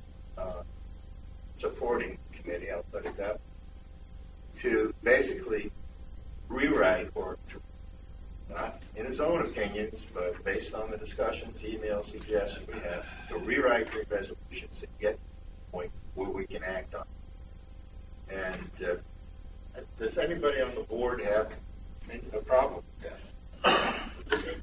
I can't personally think of anybody else that can do it. It's tricky because the thing is, the person that's doing it can't put in what he thinks. The person could be 100% against it, but they've got to capture the best opinion of the board as well as they can. And they've got to do it very objectively. And Jim has done this a lot in the past, I think. You all don't object. And by the way, I did check with him last night. He said, yeah, okay. Yeah, I guess. Have a motion. Well, you need a motion? No, we don't need a motion. I have don't a think question. so. If nobody objects, I'm just going to do it. Call it executive action. Fine, let me ask you a question. If we want to make comments on these particular, I mean, there's been a bunch of them on our plate for a long time. Yes. If we want to send it to Jim, And copies to the rest of the board. And copies to the rest of the board. Absolutely. Can we, do you want to let him handle F05, abatement of annual charges, that everybody, except the 3 people that have used it in the last 20 years, things ought to go away? Can we just make the first motion to get rid of that now? I'll be glad to make that motion. Or do you just want to? I prefer for everybody to catch up. Okay. Okay, let's everybody catch up. Done. Who's the advisor to the bylaws? I am. Get them moving. By the way, we, Jim Trummel, I mean, is sort of off the committee because of term limits. I mean, he's been on it for a long time. We need other members on the committee, so thank you. I will just. Right. You can't find somebody else to use it. Yeah, that's a real discussion. We are looking for volunteers, and it's tedious work, and but it's really important. Okay, C14 is one motion, which was done the right way. Oh, no, I don't. The public comments are over. And, Tom. Yes, motion is for me. Motion is for the board to accept for a second reading and approve the revised C14 resolution. Background: the representatives of tennis, platform tennis, and pickleball players are working together to develop and support a migration to a racket sport complex at Manklin Creek. This effort included the current chair of the Tennis Advisory Committee, representatives of both platform tennis and pickleball, Sonia Bounds, and myself, board liaison. The effects of the motion are it reformats the Tennis Advisory Committee to basically cover all three racket sports. It does not create a separate or new committee. Provides for all 3 primary racket sports to help the general manager in the day-to-day management of the racket sports, and it helps provides all 3 racket sports to help the board in its deliberations. So I put this motion forward. Second. Okay. Discussion. I think this has been discussed quite a bit. I And fully support it. Yeah, and, it's a good deal. All in favor? Aye. Good. Moving on. Harbor Village. Jack? Yeah, basically, we're looking for an update. I've included in your package a couple emails and letters that were sent to Robert and myself, as well as the board. I thought they copied it. So, if you did not receive it, I'd make sure that it was in your packet. What we're looking for is a resolution to a problem in a very nice community whereby certain ponds that are the responsibility, according to the turnover agreement that I have in front of me, the responsibility of OPA, have become personally derelict in appearance as well as in maintenance. All these good folks are asking for is a fountain and a resolution to the Phragmite problems surrounding the 3 ponds, one of which is dry most of the time, and maintenance on a regular basis. You heard from the Clows, Mr. Clow, and he and I have had conversations, is willing at his own expense, to enhance the pond at Skyline and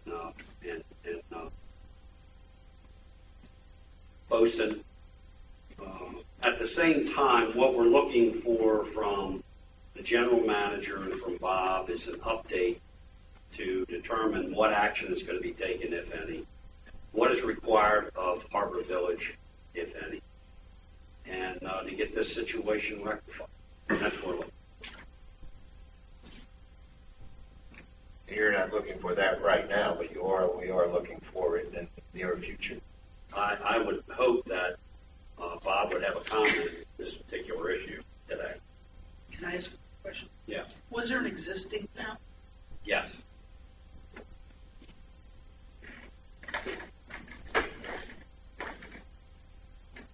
Obviously, the stormwater management ponds create some challenges for our community as a whole.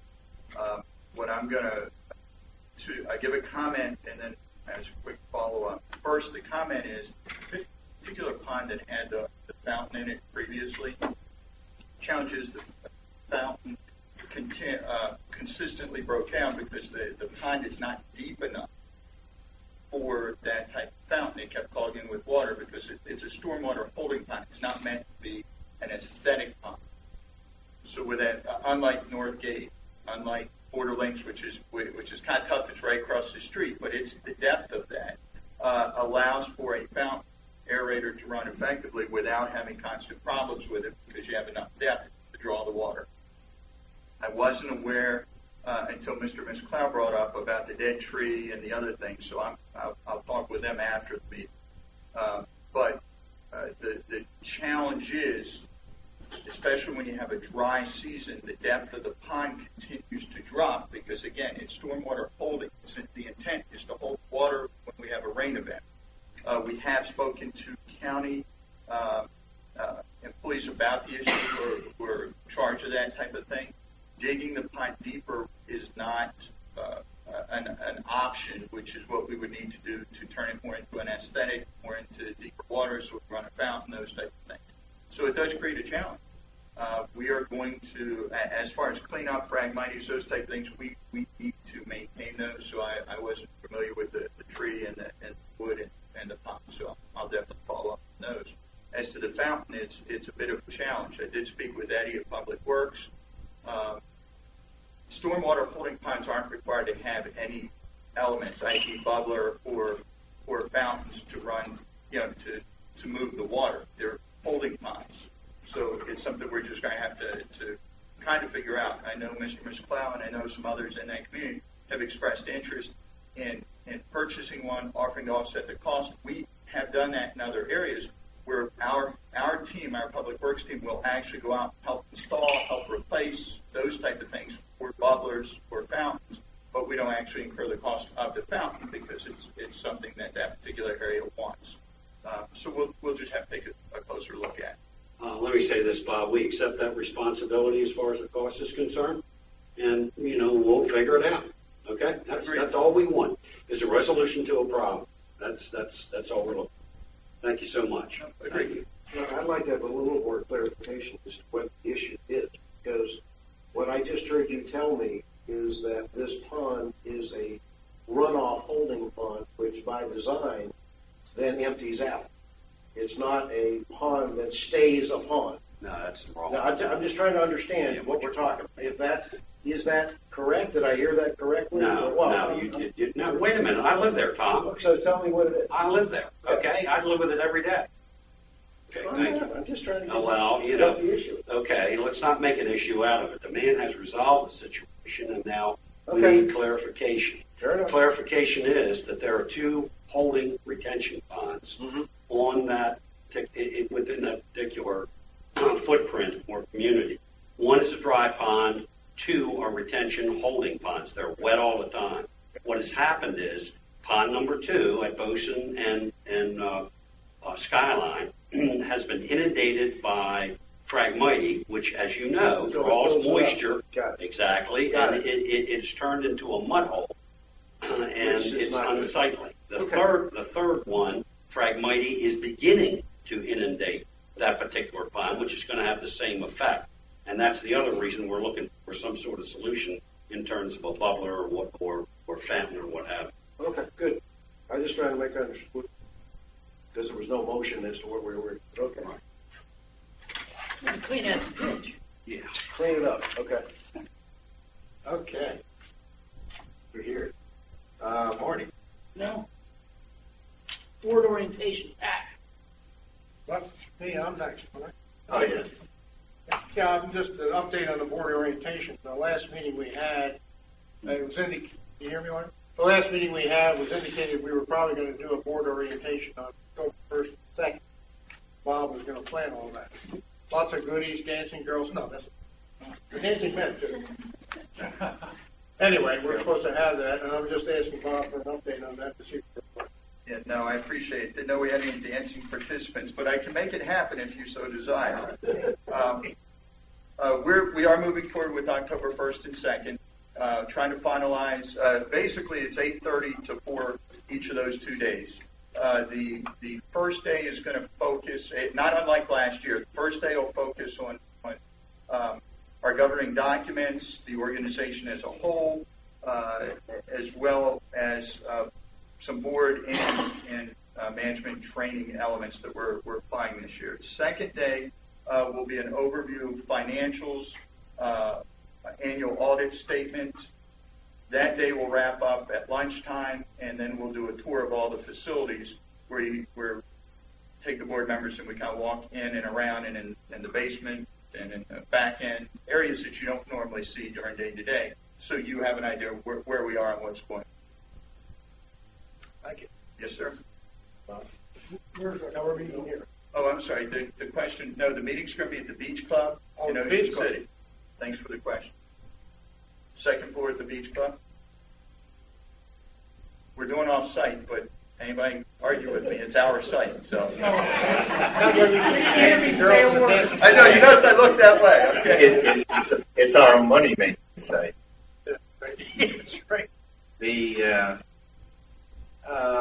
Are you going to put out something for the board? An agenda? Yes. So I'm trying to finalize it now. A couple of the speakers, I'm just trying to dial in the time. I may have to move something forward or back and wait for that final input. Okay, I just don't want to write all that down. No, I'll give it to you right.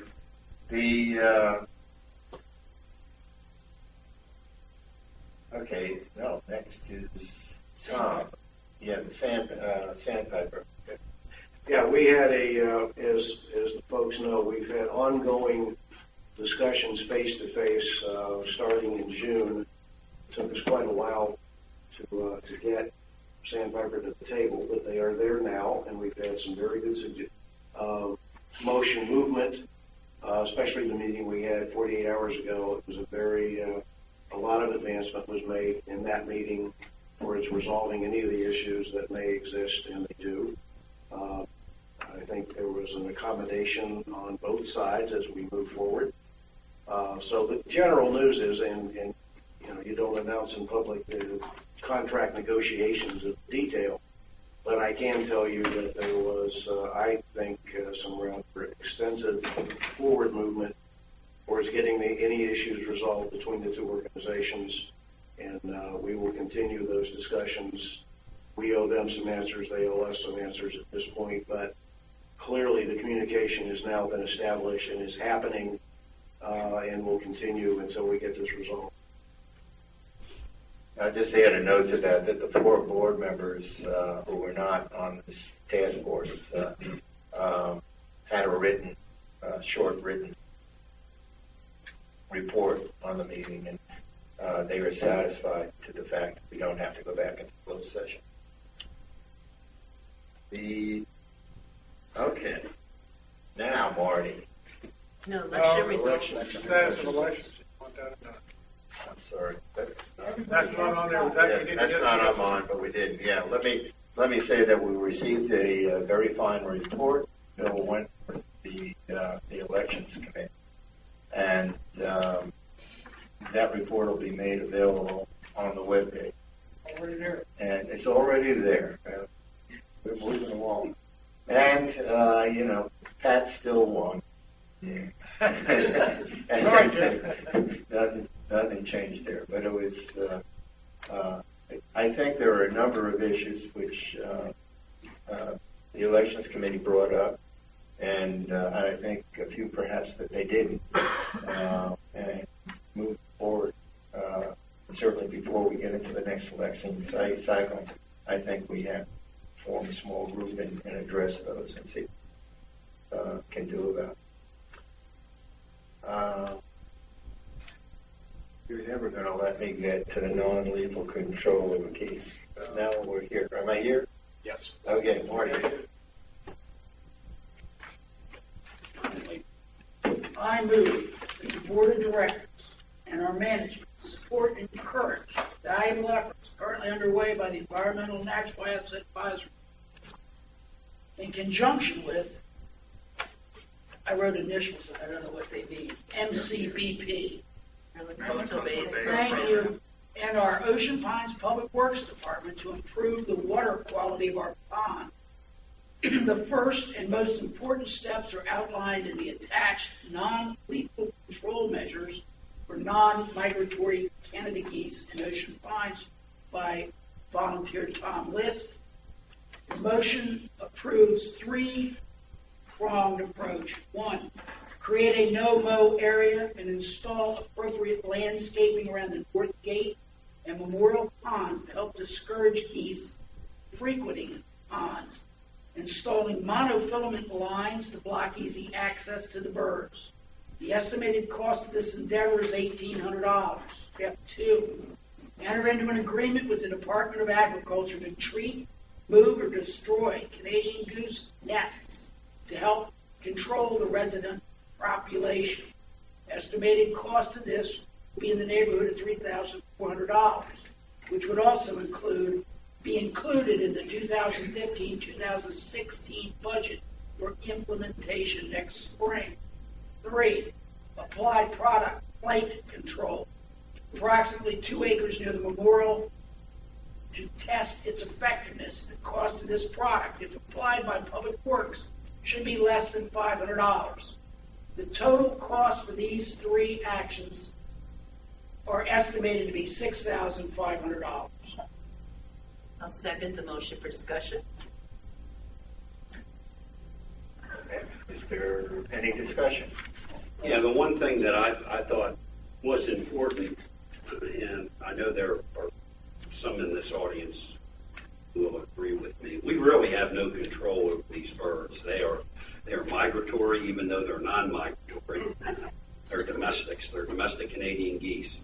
That's what we're talking about. We are not talking about those fat geese that people give bread to.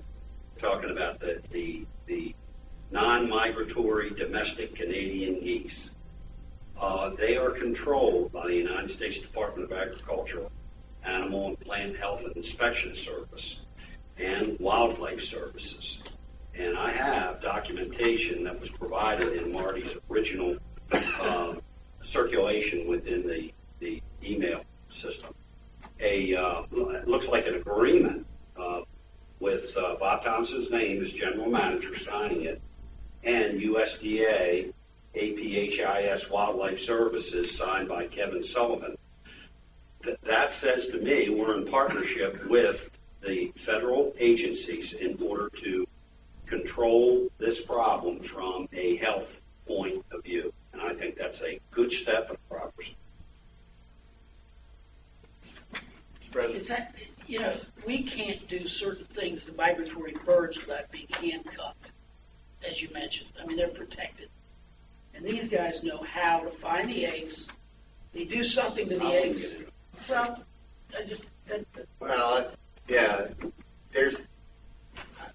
Tom, you were going to say something. Yeah, The details are. Again, I'm going to be in favor of this motion for one specific reason. If there was ever an issue last year that got out of hand, it was what we were or were not going to do to Geese. The realities are, I believe this board of directors needs to lend its support to what Bob and the environmental committee have already been talking. They've been in agreement with each other. With federal authority approved, which I think is important. I agree. Okay. I agree with you. I'm just saying that if there was ever an issue that Bob and his team need air cover for and support from a board of directors, it's this one. Last year there was one sentence in one report and it became a 6-month saga. The reality is, and I want to reinforce the motion words, non-lethal. And that this board is supporting work that Bob and the environmental committee have already committed to do, agreed with each other. Sounds like it's going in the right direction, so I'm in support of this motion that Bob and the environmental committee keep moving where they are. But I do agree this board needs to provide some public support for what's going on here so we don't have a repeat of last year. And money. And money, correct. And money. And all of this is for the 2015, 2015. No. 15, 16. Not 15, quite, 16. not quite, not quite. Not quite. The 2,300 of it is this year. is, but the beginning of the spraying of the chemicals, the mowing, the zones, and the putting in the monofilament line, which is being done by volunteers on the committee, they need the money to effect those, which is less than $1,800. Yeah, total cost of that. May I make a comment just to clarify? I needed to check on this. The monofilament lines, I need an explanation, and I called Mr. Abley and Bob is in the room, so help me out if I made a mistake here, Bob. But they're not lines going all the way across the ponds. They're a fence along the edge so that the birds don't go in. So some of the ponds at the South Gate, all the way down at the South Point area, they have lines all the way across. That's not what this is, so it won't stop people fishing, people that go with boats. And I think that's important that we understand the difference on what those monofilament lines are for. So they're somewhere between 6 and 12 inches high. Is that correct, Bob? Can you hear me? Yes, that's okay. correct. So that would be the accurate thing. My only question is, when do we install those? Do we do because we've got migratory geese here now, and they're coming in droves or flocks. Does this get installed immediately, or does this get installed next spring? When is the time frame? We would propose to install that now. Tom, thank you. Okay, so that goes now, the fencing? Yeah. And the flight control, which is, I attended this last meeting with Marty, and it sounds like a very interesting product. So that would go down now, too? If possible. If Public Works has the equipment now. Okay. Just for clarification, as I understand it, Marty, the motion is that $2,300, that's $1,800 plus $500, is in this year's budget, and $3,400 would be placed into next year's budget.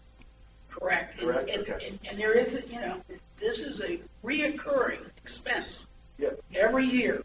I mean, we all know the only effective end all, and nobody wants to even discuss it. So this has to be spent every year. Not all of it, though. I mean, you have to put the lines in every year. Probably. People Think so? trip Let over them break pull them up. up. Okay. They'll break. Yes. Just further clarification, the 3,400 that you're talking about in the 15-16 budget, that would be too late for next spring. By that May 1st, if they want to start it this year, that's going to have to be money that's going to be allocated by us. But then it's, I would think that's probably going to be done. What, Tom? The end of March, beginning of April. Talking about the nest control. Yes. It would be 3 visits. Yeah, but when would March, April, and May? I think are the 3 months. Well, we're not paid until May from This year. Yeah, two of the 3 months are in this year's budget. I would suggest that we can find money in this year's budget. I think this is a solution to a problem that's plaguing us don't know enough about these, but I do like the idea. It's a three-pronged, which is a positive approach. I'm certainly supportive. For clarification, Mr. Stevens, Yes. I was at a meeting with the Environmental and Natural Assets Committee when we discussed this. And Tom, I appreciate you saying Bob needs air cover. This motion was put in without, I mean, I saw it, but I was never contacted or talked to about it. One of the things that I am doing, and Jack has read that, working with our county, was also working with state officials to look at the water quality as well to see other forms or other areas that are impacting the pond. So these steps were recommended.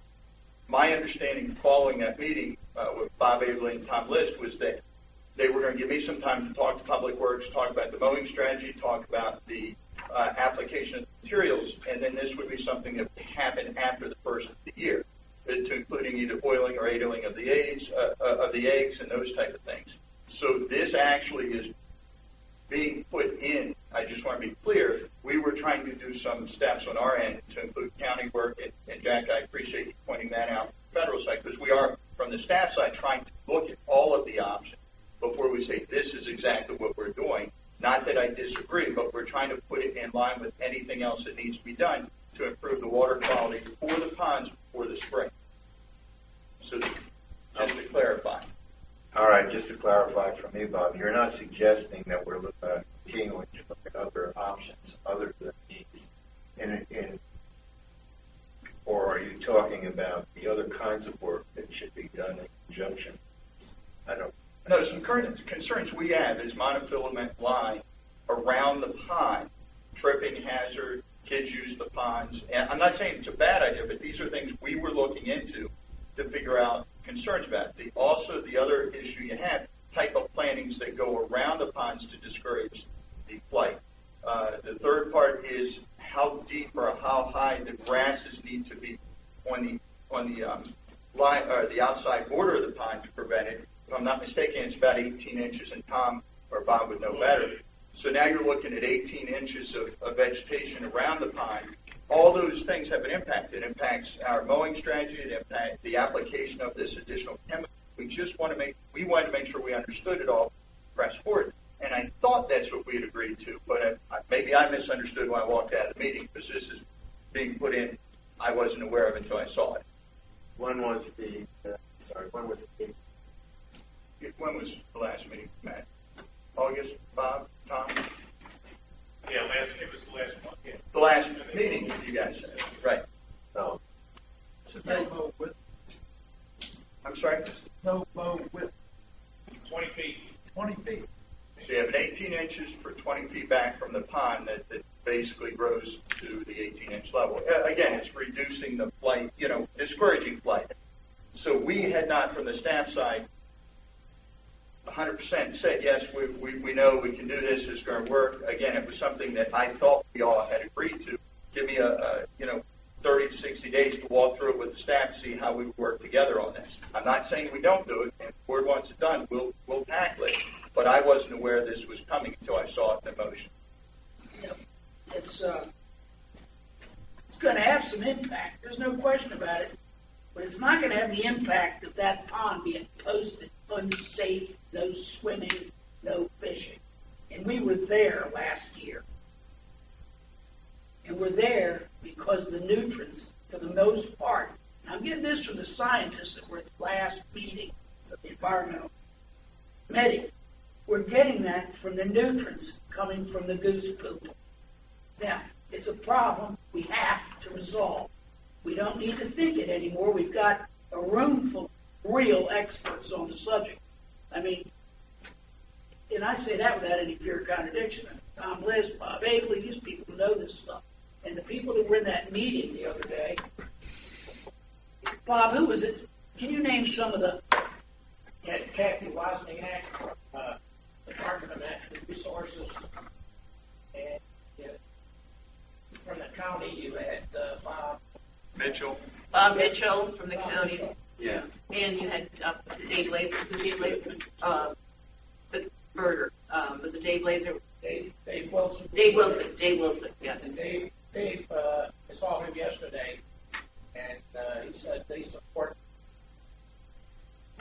encouraging any of the easement coming in. We do have an issue, just so everybody's aware, along the parkway when you're driving down that side of the pond sometimes comes almost to the road, you have heavy flood. That doesn't give us 20 feet. There's no vegetation there. So, and that's a walking area. So we've got a walking area, I think, within that 20-foot area. And there's paths there now. So I don't know how we're going to overcome that. And maybe Tom and Bob could give some advice to Bob in Public Works. I think this is something, these guys all have to work together. Because I don't want to see that walking area stop for these people. That is very well used. So there is going to be some issues. I think we're going to have to use some judgment here. That's why this.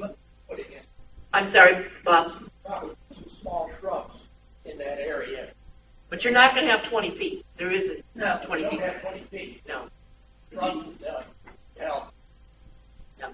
The motion starts off that the board of directors supports management and encourages. This is not perfect. You know, there's another motion that's perfect and it works. Done it before. Nobody wants to feed the people that. Well, we have a motion on the floor right now. We have a motion on the floor. Which, Mr. President, that's the reason I made the comment that this motion really simply says the board is supporting the work that's going on between the general manager and the environmental advisory committee. It is not, and it is preemptively approving these dollars if they choose to spend them, if it's the right thing to do. No, that's not the motion at all. We are spending the money. We are implementing this report. We're not studying it another 5 minutes. May I call the question? I think Bob had a comment, didn't you? No? We still have. No, I'm very sorry, but the wording of the motion says the board of directors and our management support and encourage the valuable efforts. Mm-hmm. That's the action step. This is the effort right here. We're going to act on it. Okay. It's been in your box for a week. I'm not arguing when I got it. Well, That's not the basically, point. this approves the approach. Okay, the specific implementation of the approach is going to have to be worked out by both the books and in conjunction with the parents. I mean, there has to be more of an implementation.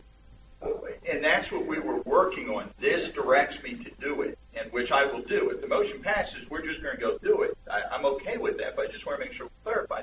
We have not coordinated the effort, coordinated the approach, but not, okay, we agree, and here are the challenges we're going to have with what type of plantings we're going to put, that gap between the parkway on the Southgate Pond and where the people stand to feed them. We'll plant. I mean, we'll put dirt in, we'll plant it, we'll see what happens. I'm okay with that if directed to do so.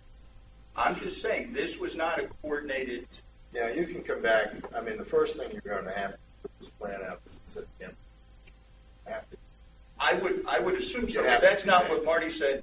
No, He just said with his motion. I'm not going to get caught with being told. This to do- motion doesn't get into details of the implementation. I mean, basically, It does. we Create a no-mow area. How much clearer does a person have to do? No, it actually does say go create a no-mow I don't know area. how much clearer you want this. Right, but it doesn't say how wide the no-mow area can be physically, you know. Is it in the water or is it out of the water? Does it cover the path or doesn't it? Those are details that have to be worked out. I mean, and I don't see, however, that we have to wait for the details to pass this motion. Am I correct in that? I would hope not. I'm going to call the We question. can certainly put it off another month. I'll call the question. All those in favor? Aye. Opposed? Carries 7-1, or 7-0. We don't have a 1. There's not an 8, we don't have a 1. Okay. We are now. Marty's Second one. Second motion, reserve state. I move the board of directors instruct the general manager to initiate a reserve study. I'll second it. Do we have any idea what these things cost? Yep. Okay. Mind telling me what that is? Yeah, I've got it right here. The last one we had, which was in 2008, was 13,200.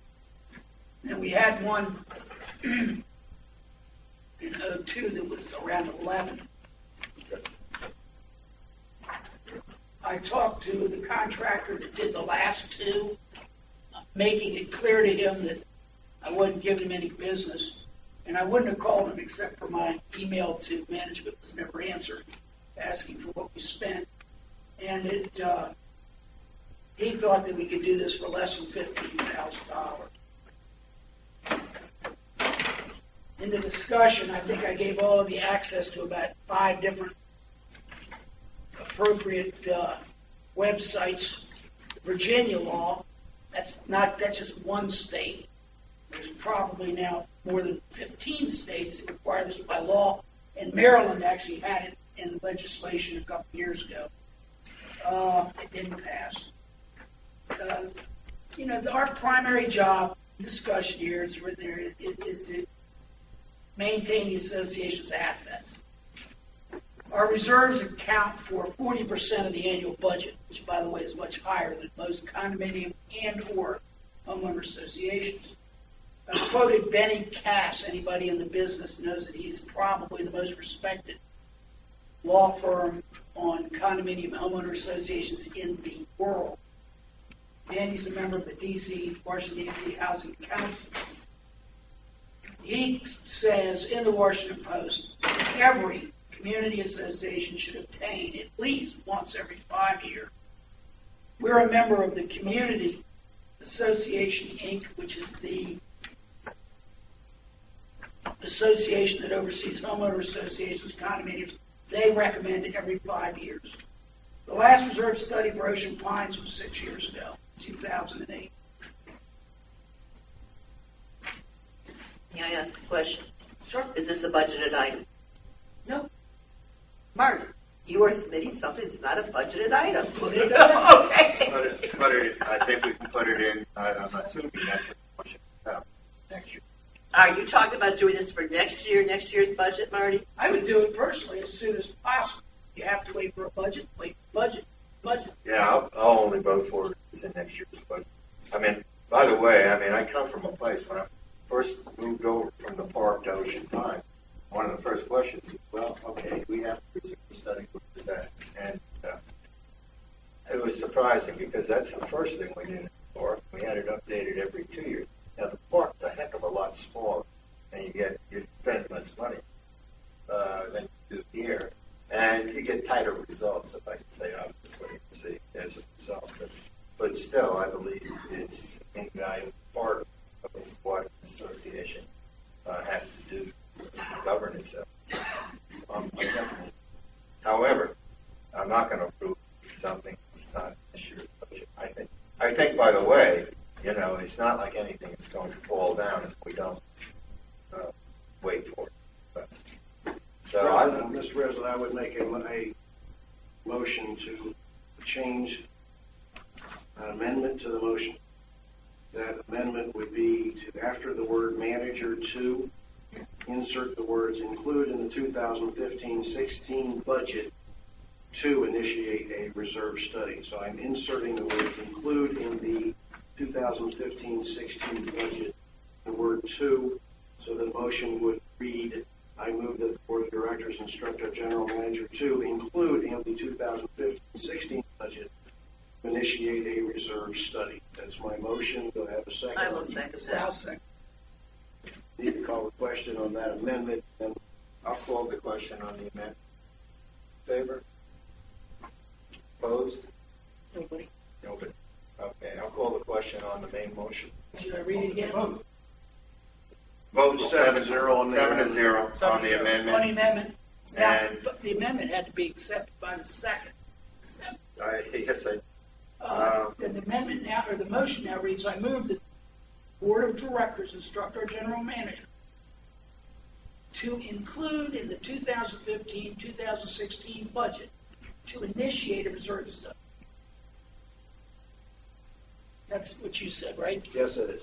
It's a little staggering. Can I throw one word at you? Sure. To the budget, add the word funding in there.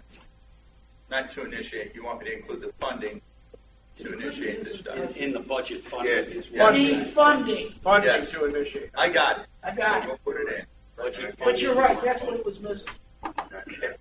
No problem. I'll call the That's question. okay. Do I have to read the motion No. again? or No. I'll call the question. All in favor? Aye. Opposed? Robert's rule says motion. 7-0. Thank you, Joe. Okay. What's your job? Yeah, I know. I know. We does. All right.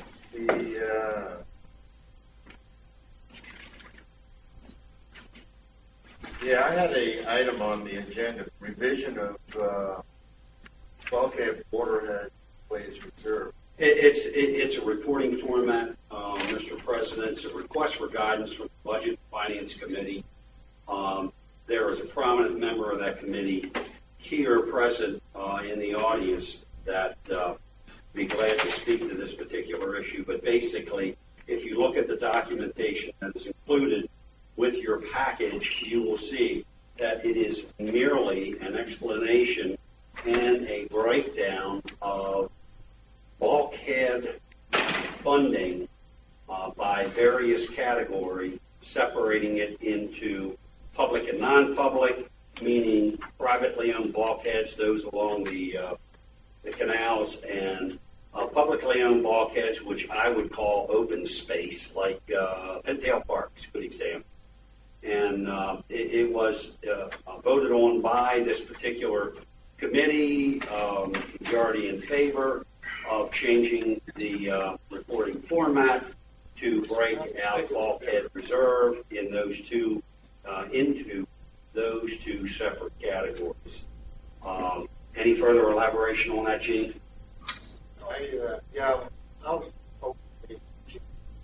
That's a mistake. Okay. I think I understand. Does anybody not understand what the recommendation from the Budget and Finance Committee is? They are looking for guidance as to how to implement this. In other words, they would like to know whether they communicate with Bob and or communicate with Art Carmine, or bring it up to the board in the form of a motion. How is the best way to handle this particular situation? Well, maybe Bob. We defer to Bob, and I think well, first of all, we can't act on it today. Cannot act on it today without a motion. And I think this is not the kind of thing you do on the fly. And I think we can direct, if that's okay, Bob Thompson, talk to Argonne, look to see whether or not there's any impact. I don't have any questions on what's written, and I don't know why there would be any. But on the other hand, and I don't, I think we'd like a response back. Sure. And if we do get a response back, let us know as early as possible so that we can put motion. And then it will happen. It will happen before we enter the next fiscal year. Yeah, here, just some thoughts, consideration. When I read this on there, I noticed there was no motion, so no real action has to be taken, which is, so it's a discussion point. With that being said, we're nearing the end of a 35-year-old bulkhead replacement program. Okay, I mean, we've got 2 more years ahead, but they're very minor, just some spots at that point. Everything's been dramatically reduced this year. Next year is even smaller. Then the following year is pretty much, 1 or 2 spots, and we're done. The strategy has been, the way the reserve reporting has been in place, and boards have deliberated over changing that multiple times throughout the years and have elected not to for whatever reason. Okay? I think understanding the history of what's got us to our current reporting structure, understanding the rationale behind what the other boards, why they made the decision not to separate the elements, as well as any legal ramifications if we do that, how that would work, I think are all important, that the board probably needs that feedback before they move forward. This is a perfect time to start talking about, as we're finalizing this very long bulkhead process we've been using. This is a perfect time to talk about it. And but I think it's going to be more than a week or 2 or 3 to come up with a final solution. There's a lot of parts or a lot of pieces that went into 35 years of getting us to where we are. Understanding all the other elements, I think, is critical before we put a motion to separate the two. A lot of inertia too. Yes. So I just, again, I just don't want to. I don't want to give the impression that I can come back and give you guys. Here's what it is. Here's what we should or shouldn't do. It's really a board policy decision. The board has made a decision on this over the years multiple times. I don't know why. I don't know what the rationale one way or the other was. This is the perfect time to talk about before we roll into next year's, budget with everything and reporting. But it's not something that's going to be solved in 30 days. Yes, sir. Well, what's not going to be solved in 30 days? You're probably going to want the board's probably going to want to. Again, the board can operate any way they want. I'm recommending that we look at the history, look at why other boards made a decision not to do it, what are the pros and cons of separating the two, and what are the legal ramifications if we move down that path. That's all. Well, would that involve a discussion with the Budget and Finance Committee, either vis-a-vis yourself or Art Carmine with those I think folks? they absolutely should be part of the process. Okay. Right. And it's okay. Yeah. This is not part of this exact discussion. Part of the bulkhead. M07 in its review, which is bulkhead, what made. I'm hoping that there'll be, from the Marine Advisory Committee as well as the Environmental and Natural Assets Committee, the implementation of a standard bulkhead height. Yeah, and that's been suggested. And again, the difficulty there, same thing with this, well, not quite the same, is that you don't have something to vote on. I mean, you have to have a resolution. Rick, you put it out, so you want to get done it.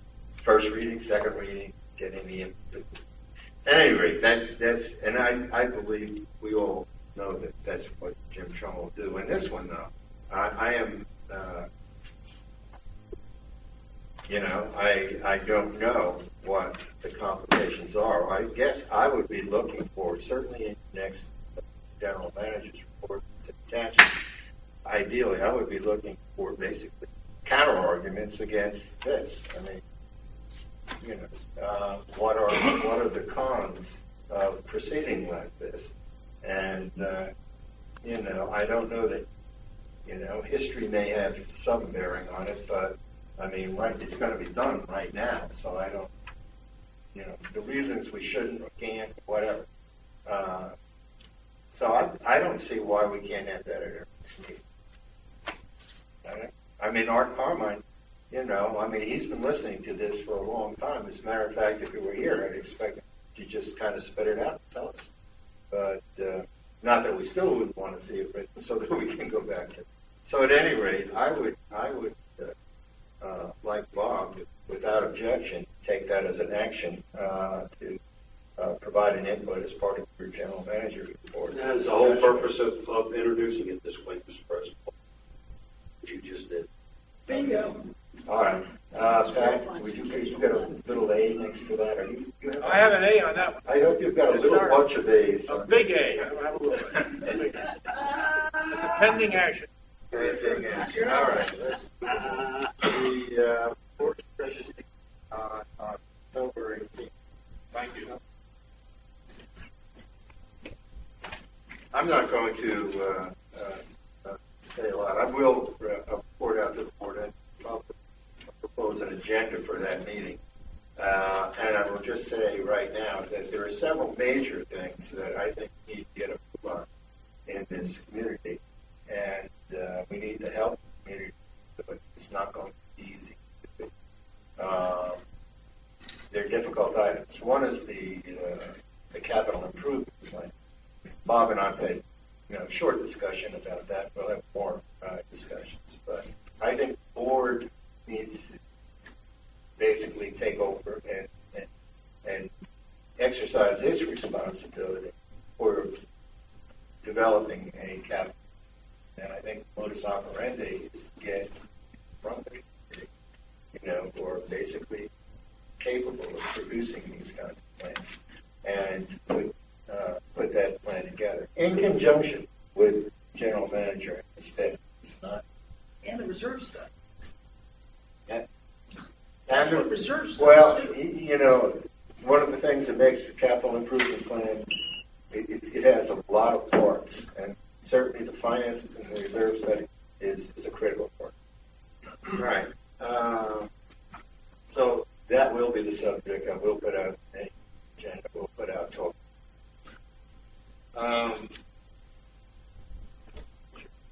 Action. Pending actions. Pending actions, actually, a lot of it has been dealt with. Bob Thompson, very working. Yeah, I think that one's been, you can take it off the list, pretty much. There's still more work, but. Yeah. And, I'm not sure what the second one was, but I think we've addressed it as much as we can. Okay. The liaison reports. CPI. Oh, I'm sorry. I thought on pending actions, and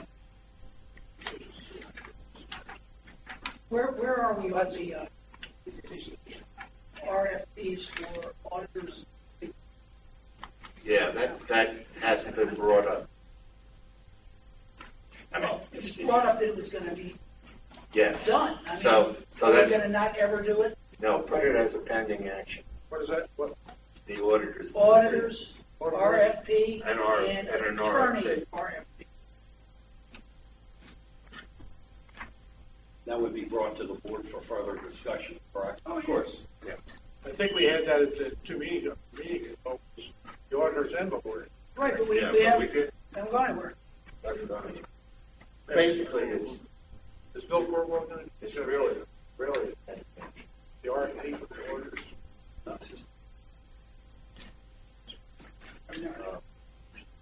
the CPI okay. actions. No, Liaison. liaison reports. That's right. You're right. See it. Excuse, point of order, can I be just clear on who it is that has the lead on the RFPs for the auditors and the legal? Who's got the lead on that? That's one of the problems that we have. Yeah. Is that I mean, that's why we didn't have anything for this thing. So let's name somebody. I don't care who does it. Well, I Just needs think to be done. that's accurate. Bob Basic as a pending action should put together a draft RFP for and put it out. We should see that. Now you can give it again. Or should we do the water too in a separate RFP or not? Yeah. So we'll have two RFPs. So there's two. There are two. Yeah, there are two RFPs in draft. Excuse me. Yes. So, don't we have to decide whether we're going to RFPs? Are we just saying we're going to have RFPs, or are we not having any discussion one way or the other? No, my understanding was I'd have to go back and speak to that we actually did. Didn't have a motion. No, what happened is there was a motion to do formal turnover thing, the auditors, and that motion was either defeated or it was tabled until do an RFP. We have not passed a motion to authorize an RFP for either one of these. No. In the organizational meeting, the board agreed to not fill those spots and not name those spots is what happened. That's correct. So we're That- sitting and here that's without a where we are. motion. That's where to we do are this work. right now. And we don't have a motion in front of us. On the minutes from that meeting, appointment of legal counsel and auditors will be determined in another meeting. Mr. Clark requested a scope bid package be reviewed for the appointments. Mr. Stevens concurred. Now, that's not a vote. We need to turn that into a motion. No, I don't think so. I think, we will eventually have to vote on whether or not to release an RFP, but on the other hand, I'd like to see what exact vote. Right. So, I mean, I would just table it for next meeting, and I will work with Bob, and basically Bob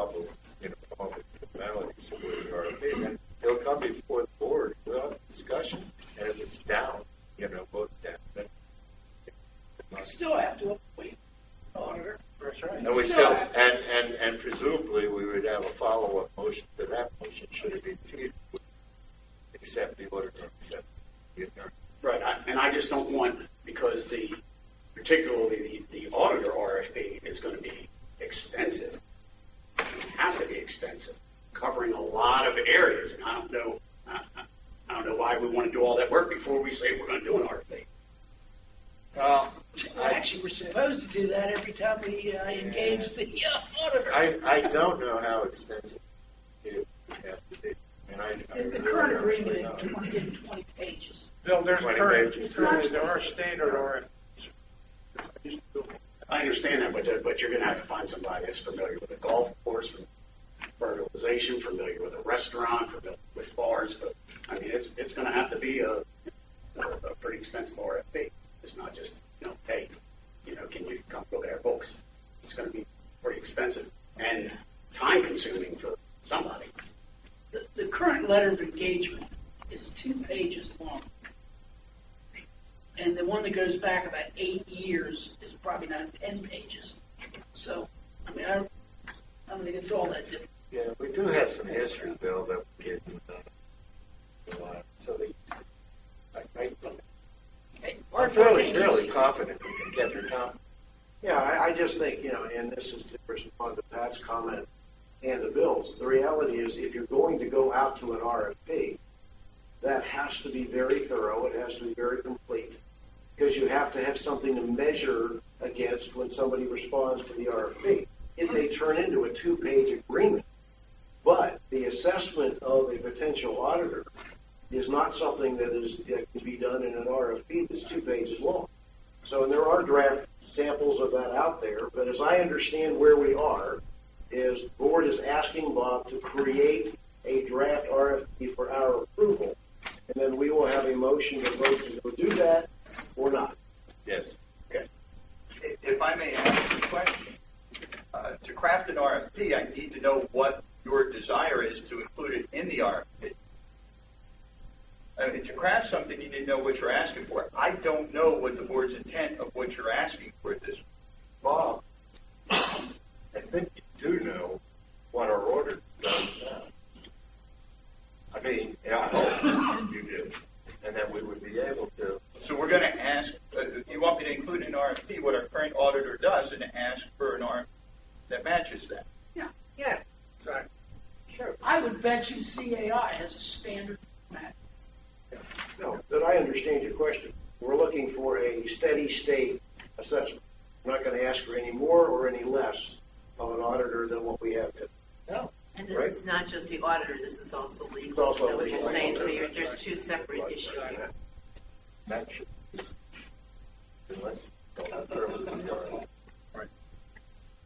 we're going through this process because the alternative we should. Because the alternative is simply to say, "Oh, let's do it."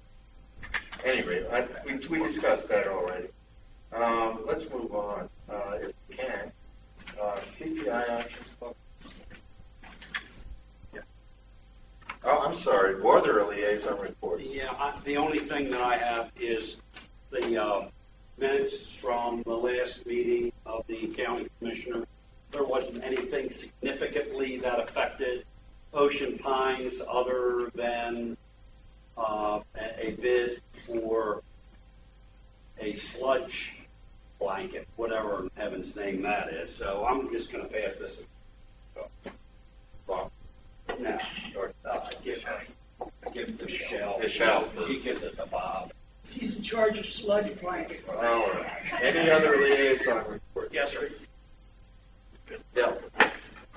Clubs committee has requested us take a look as a board. It would require our action if we wanted to do it, but to get some more people into the yacht club Sundays for like football, go for the football package, big screen TV, high top tables, and that kind of stuff.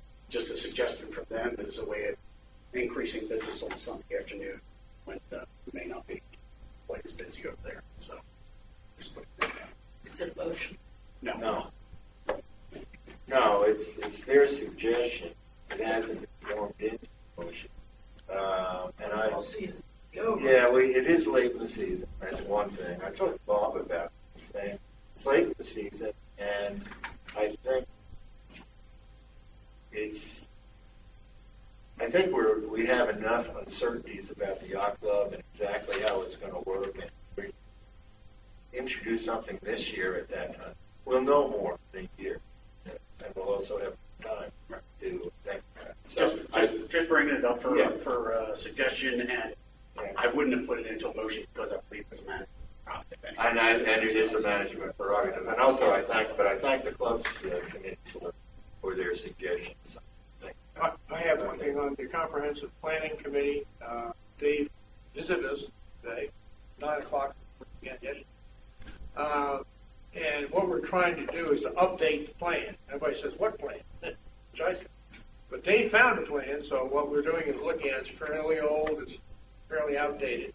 What a comprehensive plan is basically is where are we going? What are we doing? What's our population? What's going to happen in 10 years, 5 years from now? And how do we plan for that? What is our community going to look like? So we are working on it now. Dennis Hudson is in charge of that, and he's working on it. Dave gave us some very good material we'll be working on. So it may not be the next meeting, but the meeting after that, you're going to hear from us with the plan of action. Thank you. Okay, move on to CPI actions. All right, 44 Harbor Mist is one I'll start with. I drove that out there, and I happen to know a realtor who lived in this neighborhood, and I said, what's going on with that home? He says he thinks it's abandoned, and he thinks it's in foreclosure, but he's not able to find. There were squatters supposedly living in the house for a year. It's in a horrible shape. Absolutely horrible shape. But the problem is, who do you go after if it's abandoned and they don't know who the owners are? Talk to Dino. He says he's not sure who owns it either. So I don't know who you go after. Everything's been unclaimed, and it's been vacant. So are we throwing good money after bad? I don't know what to do, though I think we need to make a statement. The place is a mess. Well, but the problem is, of course, we can't go move the boat, and unfortunately, that's not, to me, it's junk, but it's not junk. Courts will say that is personal property. And there's also a truck in there with a for sale by owner sign on there, but it belongs to the neighbor across the street. Found that out. So, it's making it worse instead of better. It's simply a request to vote the attorney for action. Is that correct, Bob? That's correct. And it would start the legal process. So then so basically, go ahead, Mark. Then I'll move that we find the owner who is on record in continuing violation. We send this to our attorney to get an injunction that we can remove debris and clean up the property. Basically, your motion is saying that we can do something. I mean, sending the attorney and we haven't already declared them. We have. We should. Actually, maybe we have to. So, Marty, are you mean like cutting back some of the trees and all that mess? I mean, it's a mess. We can't really. Matter of fact, I think there's a tree on the back of the house. I did not walk. I was told. We can't do anything until the judge says it. That's Now we could go in and cut the lawn with a supermajority vote. Well, that's what I'm asking you. Is that what you're stating? No, I'm saying go get all this junk. Okay. Well, but you said and clean it up. So by cleaning it up, Yes. just tell me what you mean by clean up. Just removing the junk, but not doing anything about the tree on the roof or any stuff. No. Everything, Sharon. Oh, okay. We need to do it one step at a time. Why go on and cut the lawn right. if you're cutting it around an abandoned junk? the immediate action requested by CPI is for us to send this attorney for action. And that's my motion. And our, in addition, we also added, declare them a continuing violation. That's Marty's motion. Do I have a second to that? We have a second. Is there any further discussion? Call the question. Call the question. The motion is to accept the recommendation of CPI to send it to an attorney Find him for in continuing violation. and to find them taking violation. Maybe the But you're not going to clean it up. no, we're not. You can't. You No, can't we're touch not. the I'm junk. just, Marty, I'm clarifying. That's all I'm asking. Okay, it is motion and good with recommend. But the one question I have, I thought I had clear until just then. understand we're going to send the attorney to get it moving. It sounded like, Marty, you want to accelerate to seek the injunction now. Yes, absolutely. Okay, but that's not what was stated. I Let- just want to let me make sure read I my wrote motion. it down. Let me Yes, read my- thank you. Find the owner in continuing violation. Send it to our attorney to get an injunction to remove trash and to enter the property and clean it up at that time and bill the homeowner. So what Marty is just doing is What we extending what you already have it. Send it to the attorney for action. Marty is simply saying what action. Correct. Okay? So is that No, I'm good. I just want to make sure Okay, everybody. that's the motion. Thank you. I'm calling the question. All those in favor? Aye. Aye. Any I'm opposed. I'm opposed. You're I'm only opposed because I don't. I'm opposed. Second one. There is a second. There is a second one. 18 Bridgewater. Comment.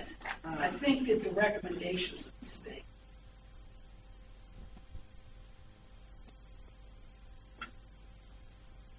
I think the house needs to be painted. Painted, yes. I Yeah, didn't you're right. see anything else. No, it's paint. Yeah, this one's a paint. Yeah, that's all. recommendation. So we'll revise it from this form. What we're trying to do is, you see the condition of it, you see the pictures, so really either hire a contractor or whatever we need to do, and this just goes down that path of being aggressive with CPI, vacant property. So this one would be, thank you for that correction, Marty. I do have a question about this too. There are 0 foundation plantings around this home. And I know when a home is built, you have to have. I don't think there's anything in our requirements that after the house is built, they can't rip everything out. That's obviously what they've done with this. It is one very blank home with no screening of foundation at all, which is normally required. Foundation planting. Landscaping. Landscaping. Landscape. Now, I don't think it's in our documents to do that, but it's really rough. Just a comment. This house needs tender loving care. It needs somebody that likes it and is fixing it up. As I understand it, the owner, somebody in the owner's family is not well, and they don't live here. And this is probably on their priority list, age 12. It's probably on the next door neighbor's priority list, age 1, which puts it in front of us today. I'll move that we find the homeowner in continuing violation. And I hate to say this, go back to have our attorney send them a letter, see if we can't get off dead center. The only other alternative is for us to vote to go on the property and paint it.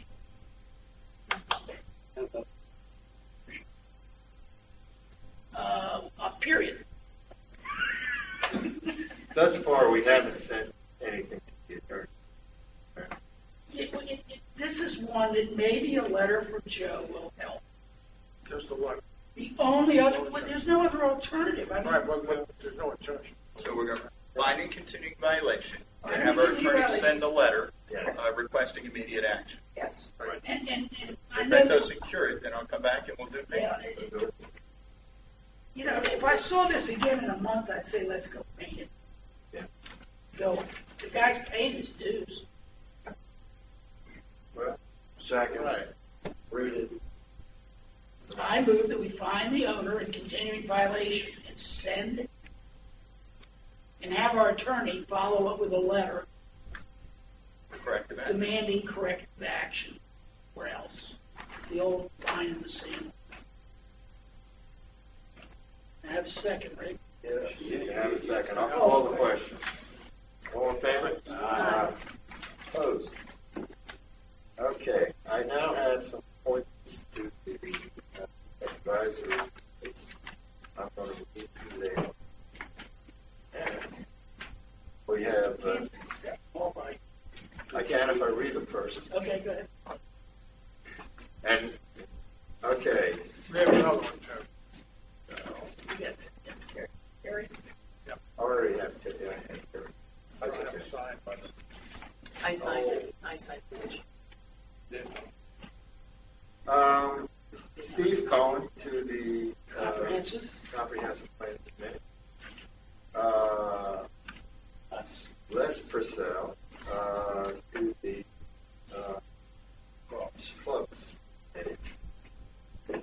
Gary Miller for Gary Miller. First term. Clubs committee. Clubs. John Hickey to the clubs. Clubs. Hickey. Brent, I guess that's Steel. Steel. Marine Advisory. Okay. Says activities, green activities.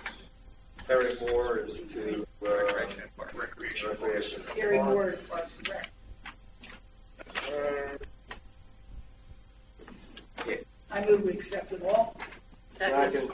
All in favor? Aye. Opposed? Media question. They all left. Somebody wake Tom up. Yeah. There being no meeting questions, I'll entertain a motion to adjourn. So moved. Second. All in Thank you, favor? Bill. Aye.